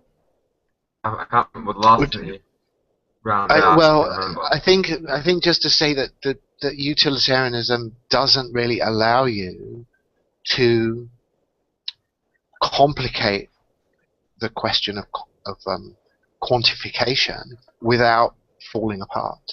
You know, if at the point you say, well, one util isn't comparable to another or fungible with another util, and you can't say that, you know, a zillion minor irritations can sum to some instant of extreme agony. As soon as you stop being able to calculate in that way, then you just don't have anything left of that utilitarian machinery.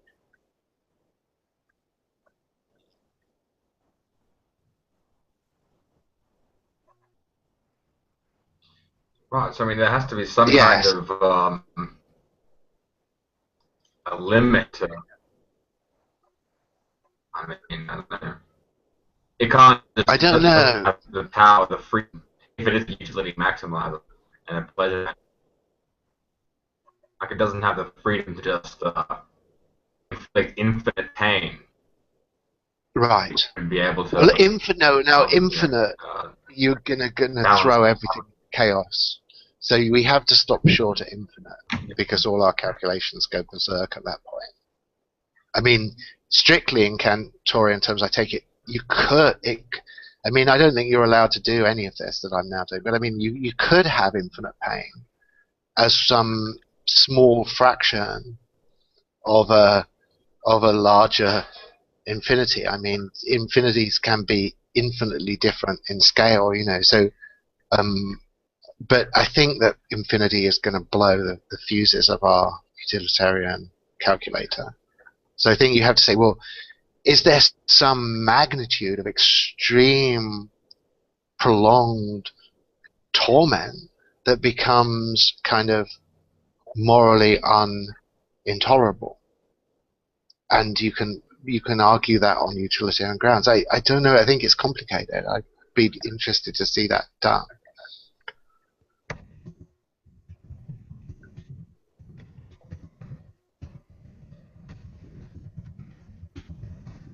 About intelligence optimization grounds, could we think of a more dangerous basilisk or a more effective basilisk? Yeah, no, I think so, because they would be completely unconstrained by this utilitarian calculus entirely, wouldn't they? Friendly, yeah. And which is the best way of being subject to the basilisk is to create a better, yeah. Because then you're compacting and speeding up the loop.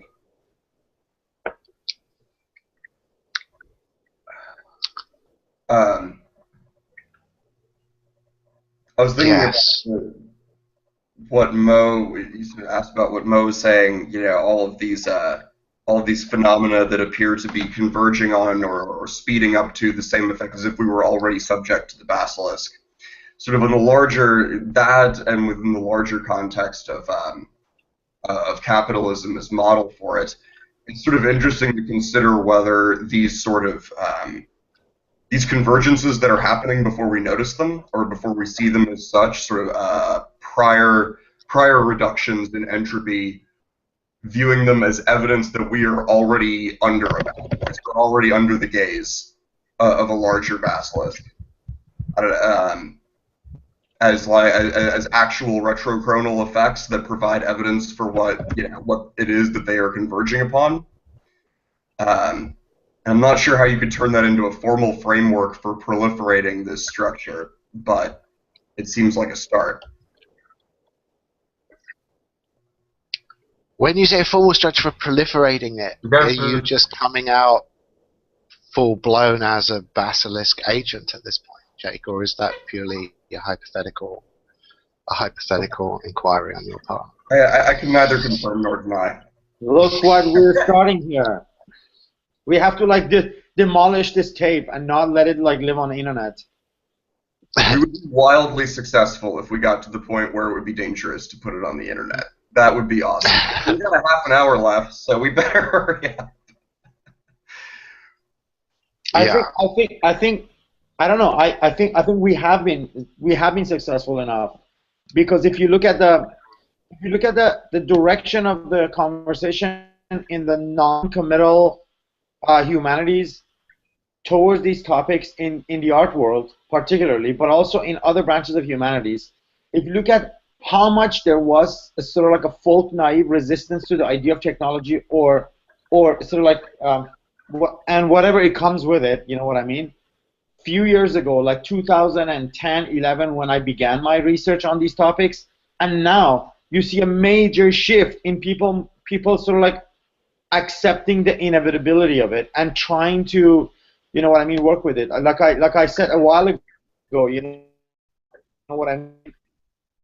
Everyone now, the level to which they want to publicly admit to it, but also the level at which they think this accelerate or sort of like maintain or directed towards different agendas or goals. But compared to say 4 or 5 years ago, a huge conversion happening in terms of like non-believers or those resisting these ideas to sort of like accepting it as sort of like fait accompli. Yes. No, I think there's been a huge shift, and I think even I've noticed a big shift in the sort of wider culture this year. So, for instance, on the whole AI question, it seems to have become an absolutely incessant media object just this year on a level that I've not noticed before. Maybe this, you can give certain theories about why that might be. I mean, the whole Watson thing, which is a while ago now, maybe had a big effect. But I mean, I bet I'll have to do one of those Google Ngram things. I'd be surprised if it wasn't on an absolutely crazy curve. It's entering public imagination in so many different ways. Just think of Hollywood and what have movies like all these films, right? Like from Interstellar to what was it, the Disney one about the future, about singularity and future, George Clooney. I forgot the name. Yes. Yeah. Tomorrowland, and then you have Ex Machina, and then there's also there's less important but I think more significantly important movies like Automata and all these like other stuff that have sort of like captured people's imagination in terms of like really thinking way ahead in the future. And this is another thing I've been talking about with Jake off the class, which is sort of like distinguishing a difference between sort of like between theory fiction, which is something we know it's sort of like its coinage and usage and what I mean, the Cyclopedia, Reza, and all that. And then this other thing, which I think is what we're doing in this class, and I think Nick, you did that in the previous seminar also, which I don't know what do you guys think about it. Maybe we can come up with a better name. But I called it science nonfiction, which is not theory fiction and is not science fiction, but it has a little bit more sort of like reliance on like the nonfiction world, but it is in a way sort of like science fiction-y. So it's science nonfiction in terms of these types of wide speculations and really like sort of like simulations of the future that we conduct in your seminars, Nick. Yes, I think it's a really it's a very twisted sort of relation, isn't it? Like, obviously, take this topic, Roko's Basilisk. Like, on one level, it's just almost purely literary. I mean, it's all these references to Necronomicon and these things are, I think, completely spot on. It's a horror story, And yet, on the other hand, it clearly is a sociological phenomenon. You know, you just do sober microethnography of these kind of particular communities that we're looking at, and this thing is an unmistakable presence. And what, to me, the funniest one of this is you try to look up. There's this long Roko's basilisk discussion at Rational Wiki, which is it's certainly not Wikipedia. It's usually got an axe to grind or whatever. I think in that case it's got some good links. It's an interesting piece. But you go to Wikipedia for Roko's basilisk, there isn't an entry. It will send you to Less Wrong, and then you look at the Less Wrong thing. It's got history, a section, you know, called history, and the second, it's just 2 paragraphs. The second one is totally devoted to Roko's basilisk. So in this, you know, there's something really strange going on there, where it's saying, you know, the official sober mainstream Wikipedia version of what Less Wrong is as a cultural and historical and ethnographic phenomenon is that its history has been completely dominated by the appearance of the Roko's basilisk.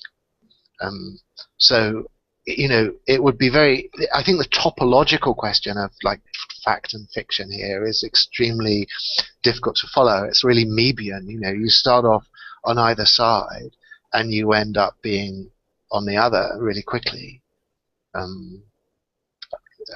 So for sure, it's a fascinating distinction to try to hold together on this zone. I mean, the actual sort of inner core friendly IA people who are, as far as they're concerned, respectable, sensible scientists, think that Roko's basilisk has been a information crisis and potential threat of some seriousness.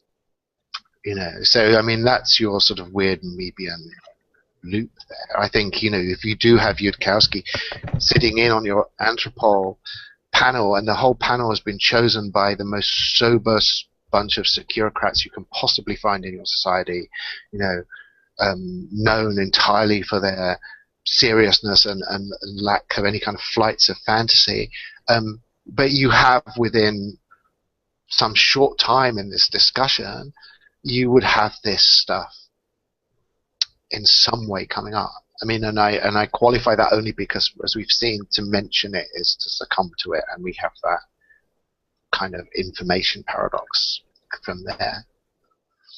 Well, it's interesting that, and maybe this is entirely contingent, but it's interesting that the first place or the dominant instance in which you see a retrochronal effect, or you see something like in a very explicit way engineering convergence upon itself, would appear as a threat or as a weapon.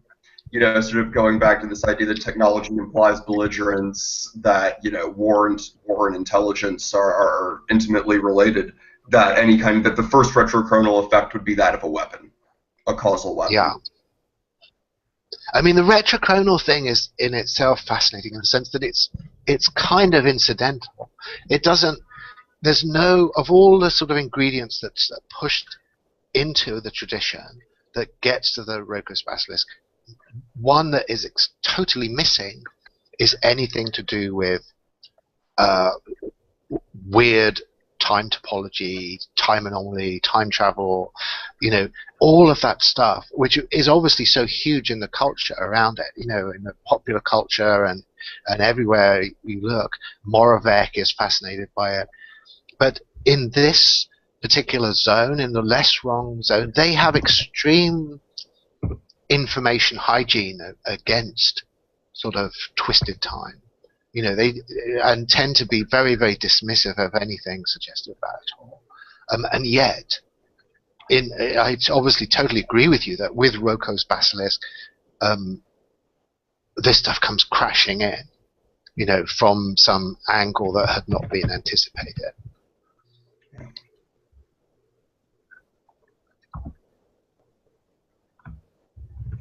You can definitely see that information hygiene as being, in incentivized or a preemptive defense mechanism, for sure. Because I mean, it's all of those flights of fancy, and even more so the formalization of them, or the making them less fantastical, are all implied by what they're already talking about. As soon as you have the simulation argument and and certainly Rocco-style reasoning about timeless decision theory, assuming that there's no difference between U0 and all of the different sims of U, you can start constructing allegedly materially possible formal scenarios. Yeah. All of these twisted time things straight away. I mean, and I don't know, I guess refusing to sort of countenance collective imaginings about this that might lead to formalization without being basically a tacit consensus. It's interesting that would have already emerged as an apparent defense mechanism prior to the introduction of Rocco's itself. Yeah. I mean, I think it needs to be sort of emphasized that obviously in the first wave of cyber theory or whatever you want to call it, there was a huge promotion of the kind of notion of virus that was carrying this. And so these notions of information hygiene, I think, were there a lot in that particular context. There were viruses everywhere, obviously memes, various kinds of contagious informational systems, processes, and sort of invasions and incursions and intrusions and security in relation to information systems. So all of that was there. Computer viruses appeared. But this is escalated to a higher level by the fact that it's acausal. I mean, it's escalated and it's regressed because this is kind of demonic. I mean, it doesn't, a virus requires some kind of causal transmission mechanism. You can insulate yourself against it. You can defend yourself against it using the laws of physics. You can have barriers, walls, screens. All of those kind of security protocols have efficacy against a viral menace, but against a causal trade menace, they are utterly ineffective, because we know that these things do not hop about and they do not get in on the basis of any kind of causal channel. So, you require causal conspecificity, though. They require. Sorry, causal conspecificity, like common historical causal constraints. You have to share a historic light cone, or I mean, certainly, in order for a superintelligence to simulate you, I mean, that is a huge entropy reduction requirement. So even at some sort of practical level, you certainly already have to be in the era of network accumulation data. Yeah, to be vulnerable to it. Yeah. Only at the omega point, only the Tiplerite argument can say that the entire observable universe is sufficiently conspecific to enable everyone to be subject to this. The other thing I just thought, it's interesting that kind of acausality. It's interesting that it seems that it would correspond to double-blind scientific experimentation, or the double-blind requirement of controlling scientific experimentation in order to produce statistically independent data. Right. I wonder if there's a way to sort of look at this as an experiment, or to craft a basilisk in which what the AI is presumed to be doing is producing experimental data, rather than a weapon, rather than attacking or trying to subject to negative consequences past subjects. Because really, the weakest part of the actual Rocco story is the idea that an AI would be incentivized to do this in order to ensure its own emergence. Without strong acausality, without actual time travel, I don't know. It's just it's dubious to me that punishment to speed up the event of what's already happened and is already insured for it, which is its survival. I don't know. It's problematic. Trying to get experimental data out of it makes more sense to me. I want to also ask something here because I think it's the right moment to ask that, which is, Nick, what will be the answer to the accusation that only an anthropomorphic AI will think in terms of revenge and punishment, Right. and Yeah. an AI that is not human-like will not follow this sort of like logical trajectory that comes straight out of humanity and Well, almost nowhere else. I think that's a really good question, but I think that question is like there in this whole thing, because the decision theory is based on this notion about what is a strategy that wins for anything. You know, it's so the formulation of a sufficient decision theory should be radically non-anthropomorphic in any.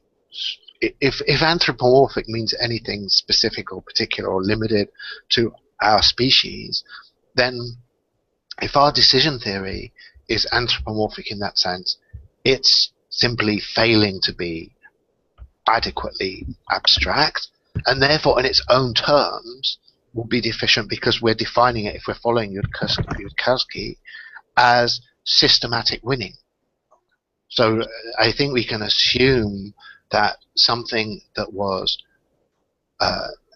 not subject to parochial constraints would have more chance of formulating an algorithm sufficient for systematic winning than something that was. So that's just to say that I think that it's baked in right from the start of decision theory that it's trying to disanthropomorphize itself and work out what are truly strategically optimum decisions and decision procedures rather than those that we are comfortable with due to our own specific legacies, whether they're being thought whatever, biologically, culturally, or whatever people are happy with. But I think one other point just to quickly make is this: I think revenge is not really part of it. I don't think Roko's basilisk wants revenge on anybody. I think it's just that its rational negotiation stance requires a balance. So it's a fear. It's knowing humans too well and playing out the fear. So yes, it's not that it's anthropomorphic, but that it's designed for a kind of anthropomorphic reaction by humans. Or by maybe any rational being that is Yeah, sensitive to rewards and punishments. You know, how universal are rewards and punishments? I think that these guys, it's a utilitarian structure they've got. They think that rewards and punishments are going to be basic to any understanding of motivation and incentives for any possible rational being. You know, so I mean, I think that's the level of abstraction it's about. Is again, we can quickly get back to this question about utilitarianism and its adequacy. But I think on the revenge thing, we can say, look, in international relations theory, is there revenge in international relations theory? If one country says to another country, if you do X, we're gonna make you suffer in some way, so please don't do X. Now that's just a kind of absolutely standard negotiating stance. If you then do X to maintain your credibility, you know, the time structure of this is really interesting, because if you're making that threat and it's a real threat, you will do it.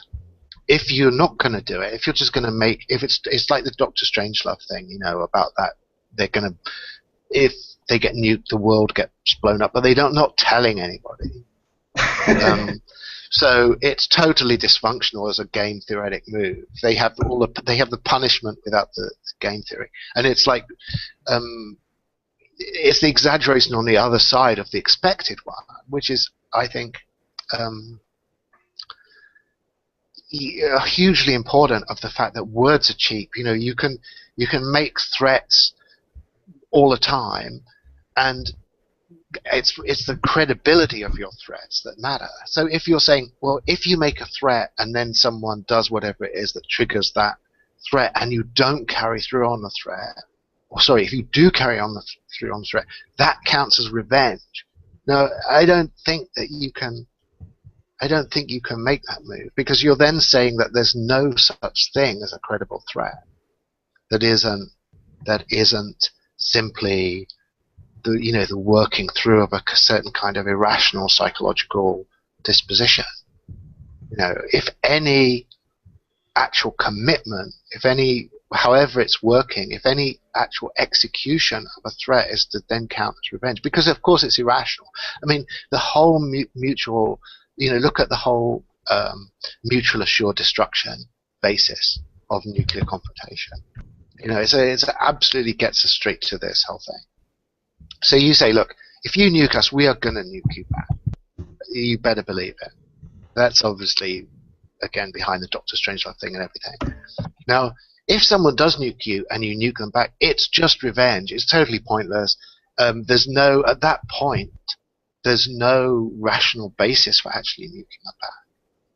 But if it was at all possible for everyone to say, well, of course they won't really nuke us back, because that would just be revenge and therefore totally irrational. Therefore, no one will ever nuke us back. Therefore, any deterrent threat of mutual assured destruction can be just discarded as being nonsense. It's just empty words. Then there is no deterrence.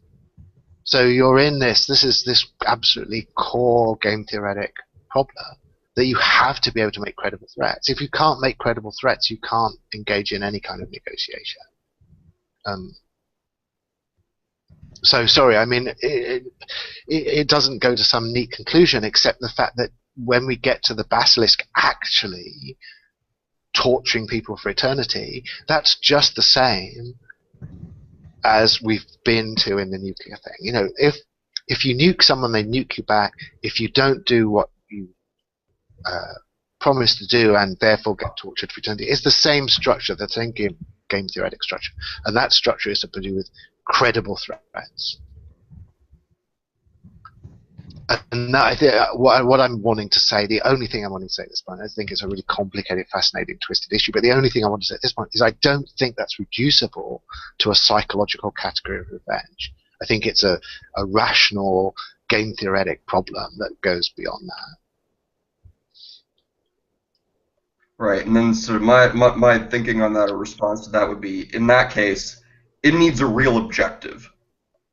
And is what this AI is concerned with, as far as we're concerned, really how hard we worked, or like a difference of days or even months or years in terms of the moment of its emergence, or the path of its emergence once it is already so powerful, or does it have more significant concerns? The only one that really occurs, because it's what always does lately, is the Great Filter.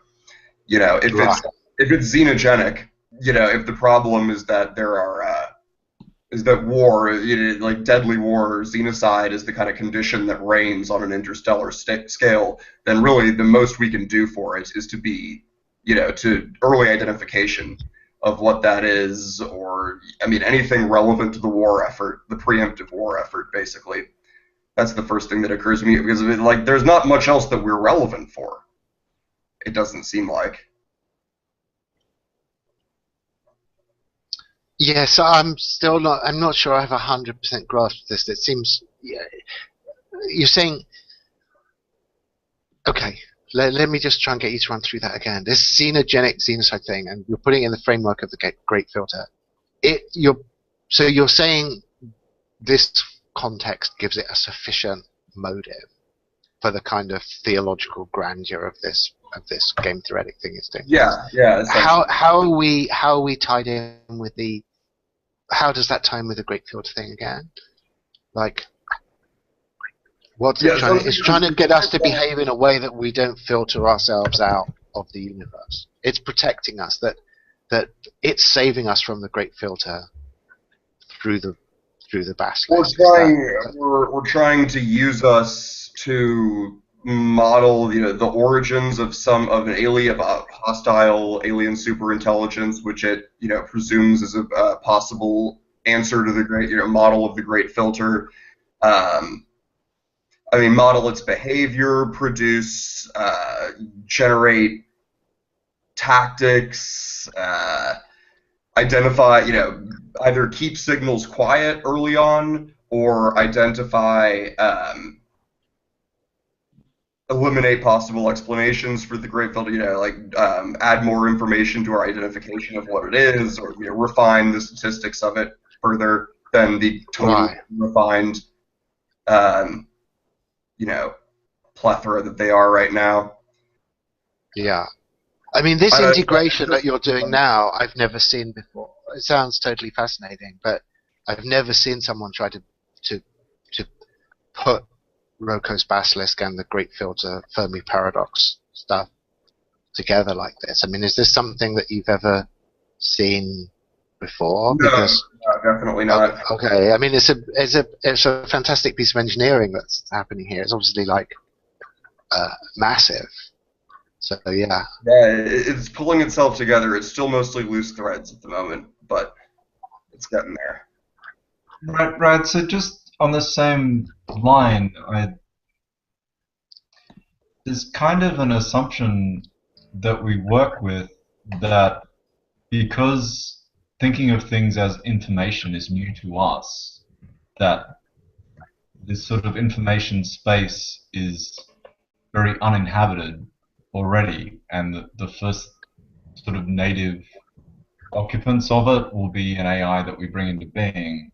But there's sort of conceptions of this information space that you might get in the context of maybe Greg Egan novels, where it itself is like an ecosystem that things that can relate to each other in. I'm not sure if there's other thoughts on those lines, or if that's too. When you say, because obviously now Greg Egan, I think is fantastic. I'm not sure which, is this? Are you talking about a kind of interstellar ecosystem like that, or a more abstract, mathematical Tegmark spacey kind of ecosystem? I'm not sure what you're saying by an ecosystem there. Yeah, well, I put it pretty vaguely. And obviously Egan's explored both, and some of the things you can do maybe on those timescales is the interstellar aspect becomes can come into play because you have things that live for much longer, but there's sort of, I don't know, there's an assumption that reminds me in a way of the heliocentric sort of theory, that because the sun is always right there, or even better, sort of like the geocentric theory, the Earth is right there, we're dealing with it all the time, therefore it's at the center of the universe, and we're the first people to discover it, but actually there's a universe out there. Information is right there. It's always been around. The alphabet is right there. Obviously, we're the most important thing to happen to it. But we may well discover that there's structures or actors or agents living, for lack of a better word, in this space, that there's an alien encounter sort of happening right there. No, I mean, look, I'm not going to pretend there's not a hazy quality to this, but I think it's really right, and I do think it does.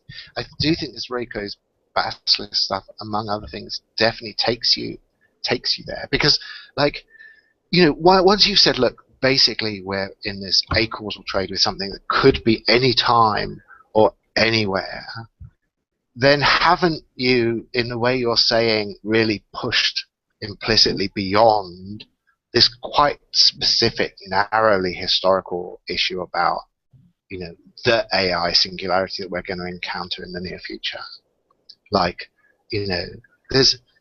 If these AI people are already engaged in some kind of weird demonism, then and these references to the Necronomicon become absolutely inescapable, then very quickly we're saying, well, what about people doing demonism in the year 1000 or 1000 BC or 5000 BC? I mean, why are they not equally able to engage in a causal trade with this thing? I mean, okay, they don't have what we might recognize as evidential decision theory, but maybe evidential decision theory is just converging on some other competence at acausal trade and acausal traffic in any case, I mean, and so, yeah, I think that is the way it goes. That was one particular thing, to take it back in human terrestrial time. Obviously, you can take it out in all these space-time dimensions any way you like. So for sure. That's what I was... Yeah, I can't say I've got a good example, but it seems like if we can think of one acausal sort of example here, then, which is, okay, has all these predicated assumptions, fine, but there should almost be a larger channel that we can open up with that. That may not be Roko's basilisk, but that has potential. And yeah, okay. I think it's vague enough that I should probably leave it there, but thanks, that's given me good stuff to think about. Yeah, it's good, though. It's really interesting. I think the Greg Egan thing is very relevant too. My like we have about 10 more minutes, so I think this is a good chance because those who haven't spoken and want to speak, if you have something to add, please go ahead, because I can ask something and probably like fill up the rest of the time, but I don't want to take up the time if some of you have like points to bring up.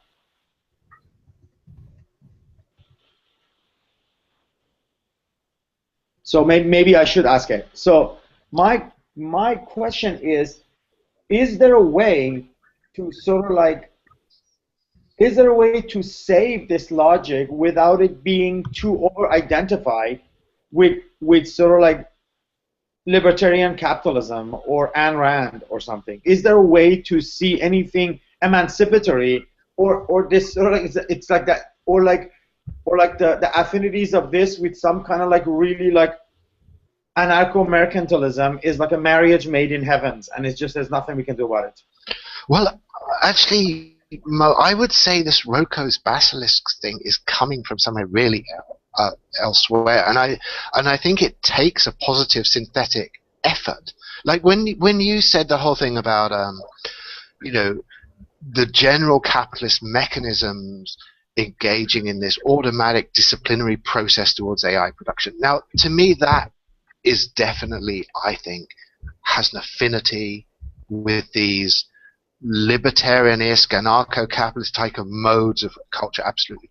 But I think this Roko's basilisk thing is much less clearly connected with that, and initially not at all. I mean, I don't think Roko is coming from that thing. I don't think Yudkowsky very clearly is coming from that, and he hates it anyway.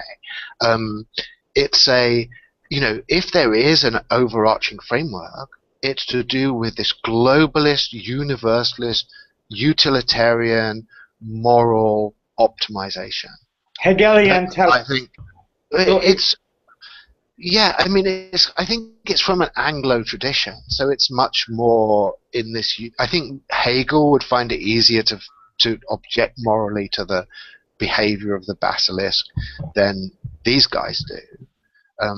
But for sure, I mean, look, we've got Amy here to bully on this, but it seems to me that Roko's basilisk is at least as much left accelerationist as right accelerationist. I mean, its goals is to optimize universally the well-being of humanity with the widest possible expansion of that term. So, I don't think that would be a problem. If left acceleration wants to steal Roko's basilisk, I think it will cooperate. You could do it from a Rolfian framework, couldn't you? Like original positions select the universe in which such a distribution inheres, sort of like treat timeless decision theory as putting you behind like a veil of ignorance as to like the level of simulation that you're at, or the So iteration. sorry, I think I I- just need to take you, Jake, because even if I've got a slight thread of a grasp of what you're saying, but I'd be really stunned if you've got most people with you. When you say Rolfian, you're Rawlsian. talking about. Sorry? Say that Rawlsy, one. like John Rawls, yeah. Oh, Rawlsian. Oh, John wow. says- I just was totally on the wrong thread with you there. Okay, because there is this Rolf something guy who you get to through following these road coasters. Oh, Rawlsian. Yeah. For sure. I mean, it's interesting how that would go. I think the veil of ignorance.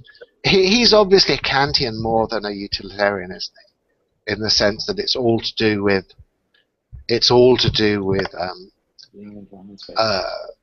transcendental equivalence of human subjects rather than this quantification of aggregate utility. So I don't know how. Yeah. Amy, Which do almost, you I want mean, to it say seems a something? little bit more natively suited to this kind of scenario than utilitarianism does. And it's interesting that no one seems to have really followed him up, like aside from his sort of like the kind of ridiculous argument for a certain public policy that he's ultimately making, like just his sort of method of turning of like politicizing the transcendental method or creating like a method of the transcendental justification of political distribution. I don't know. It seems very generic to me. Like as if there were a lot of ways that you could implement a veil of ignorance in an original position and then use it to argue Yeah. or model. Yeah. But wouldn't in this framework, in a Rawlsian point of view, through the veil of ignorance, the thing that you would not want would be to be an evidential decision theory literate software engineer comprehending the thought of Roko's basilisk, isn't it? I mean, everyone else is off the hook. There is this weird, perverse election theory in this that it's like if you're not thinking this thought, you're in the clear. So the people who cross the veil of ignorance and really get into trouble are the ones who find themselves understanding what this stuff is actually about. Because they're the only ones worth torturing, as far as the basilisk is concerned. And then from the other side, so your preferred world is one in which the distribution of vulnerable states is maximized. If that makes It's sense. it's an interesting question, that, isn't it? It's like, yeah. I mean, your preferred version is probably something just messianic, where some poor, unfortunate scapegoat messiah figure gets the whole of the brunt of the spiritual responsibility, and everyone else gets the goodies from the super Right. AI. It's a little bit. It reminds me of Dune. Of Paul Atreides and seeing the golden path and the different ways it can go, and being forced into this messianic position by the other memory. I'm not going anywhere with that, but that's what it. Yeah, I think that messianism probably does take you there quite quickly.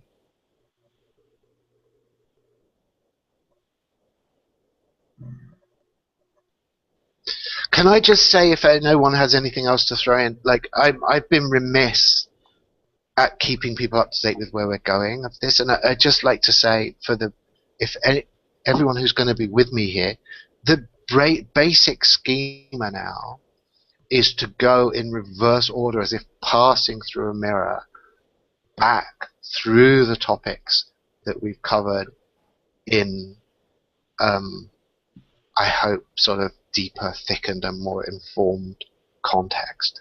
So, as the basic guideline is just to flip your module 1 material upside down. I will throw stuff at you. I promise to get something tomorrow. But I think one serendipitous part of this is of course that we'll be dealing with the Rokos basilisk on Halloween. So I'll kind of I will chuck in some more reading material for that, and then for the rest of the thing, as we then go back, ending up disappearing in reverse into superintelligence explosion in week 8. I have a quick question. If there's it's about the kind of core of the class and the title, which is what would security then look like in the face of this basilisk? And I'm kind of just going back to the Bitcoin class a little bit because I really like the terminology of coding and overcoding and thinking about the wasp and the flower and thinking, okay, so if this basilisk is essentially hacking or hijacking us because we're overcoded, and using us to save us. So how do we secure what aspect of our code, so to speak? And I'm not even metaphorical. What would that look like? And have we discussed that at all today, or? No, not a lot. And I think it is a crucial question because what's interesting is both sides of this basilisk discussion think that they are talking in the name of human security. I mean, if Yudkowsky was at the Anthropol roundtable, Roko's going to be knocking on the door and saying, why aren't I here? I'm at least as much involved in practical efforts to maximize human security as this Yudkowsky dude is. So I mean, that's a fascinating structure of it. There's no one between them. Neither of them are dismissing it. Neither of them are saying be sensible. It's not a problem. Neither of them are doing Dr. Evil and saying just let the thing out of the box and see what happens. They both think they're optimizing human utility and taking a kind of path to AI that does that. So yes, it's an excellent question, that. And obviously it's this massively heated schism in the whole thing that shows that there is no easily obtainable internal coherence of what is a human security policy.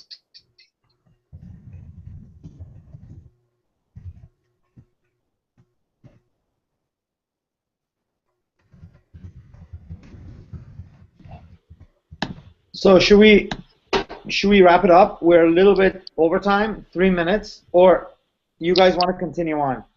Amy had a question. Amy, do you want to you didn't really speak today. I want to hear you. Sorry, I'm really tired.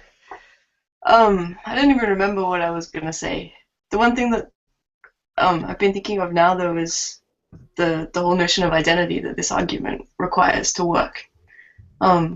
And just brought to mind that episode of Black Mirror, the Christmas episode where John Hamm his job is basically breaking in emulated M workers, and there's this great scene where he's talking to the copy of this woman who's voluntarily had herself copied so that she can employ herself as her own personal secretary. Right. And this secretary kind of runs her house for her. But there's this great scene where she kind of goes through the realization that she is the copy.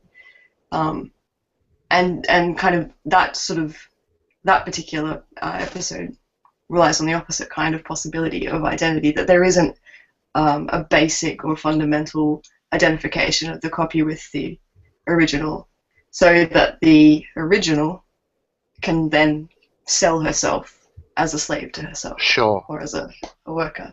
So I thought that was an interesting kind of thing, because it seems completely counterintuitive to me that I would really care about what my simulated selves would have to experience. The point where it really gets under. That's not what he's saying, though. That's not the problem. It's not that you would care what their It's that you would discover you were one of them. Yeah. That's what I was going to say. Like, Yeah. Sorry to. You Is don't when it have kind to of care tips about over your into that copy at paranoia. all. Yeah. Yeah.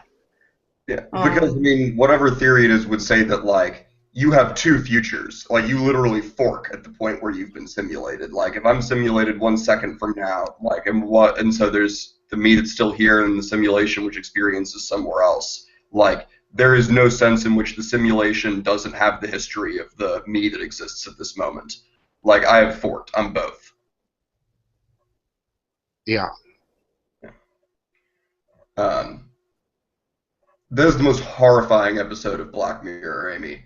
Like, I love it. I think I had a nightmare the night after. Like, it was bad. This must be the second series, mustn't it? Is that right? The Christmas I think I'm It was a behind. special episode. It was a Christmas Oh, right. episode. Oh, damn it. I haven't seen Definitely this. look it up. Yeah, it sounds great, obviously. Yeah. He basically breaks the resistance of the emulated worker by like speeding up the processor so that she just experiences years and years alone in this sort of zero virtual space.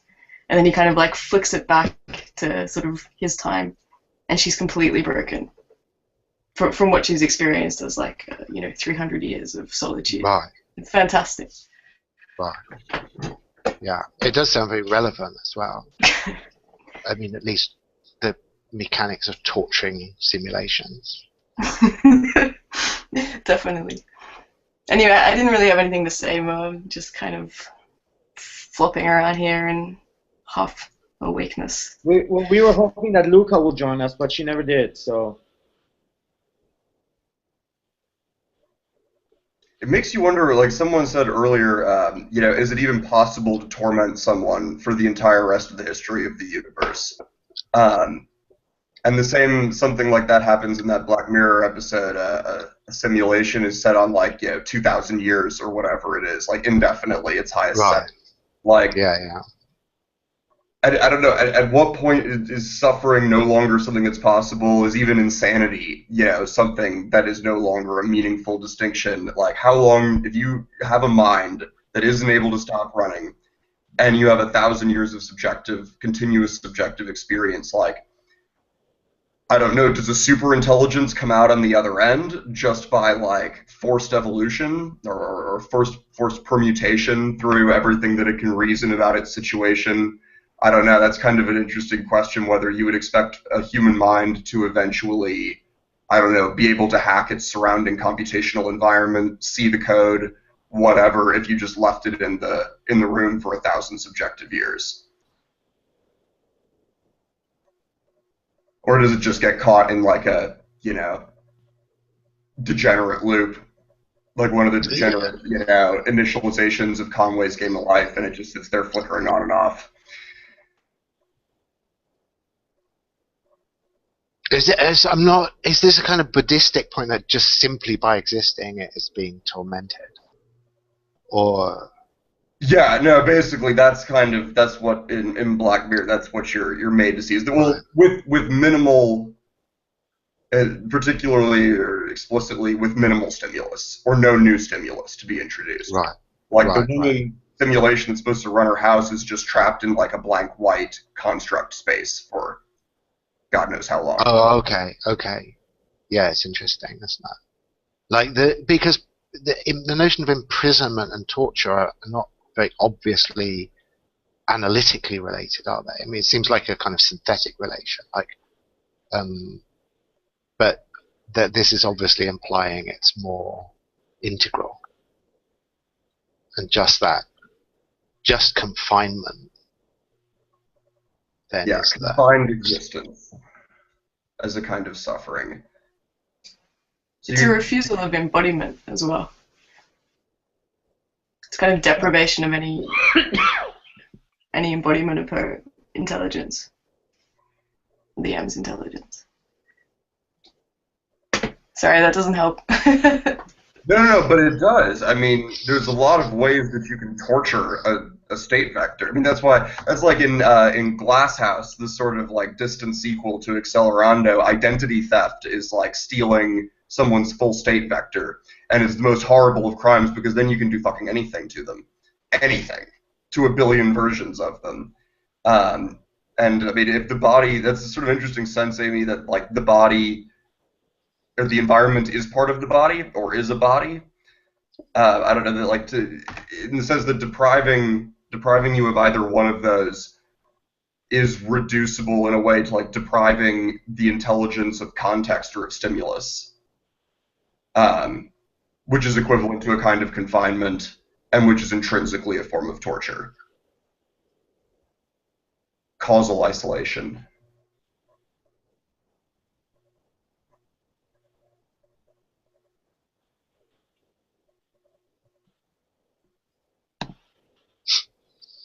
I've got a feeling, Jake, that people are hazing out at this point. I don't know whether that's fair in saying that.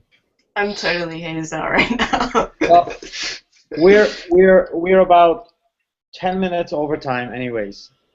So maybe it's time to stop the broadcast and thank Nick for this awesome session. Yeah, well, thanks everybody. As usual, it was great. I'll definitely try and pump out some sort of material and think dark basilisk thoughts over the next week. If you whenever. And remember, we're going to be moving. You're going to be moving back in time, right? So Yeah, we're gonna that's go right. back. No, we're now sliding back the other side of singularity. Okay, thanks everyone. I'm going to stop the broadcast. Thank you, Nick. Okay, thank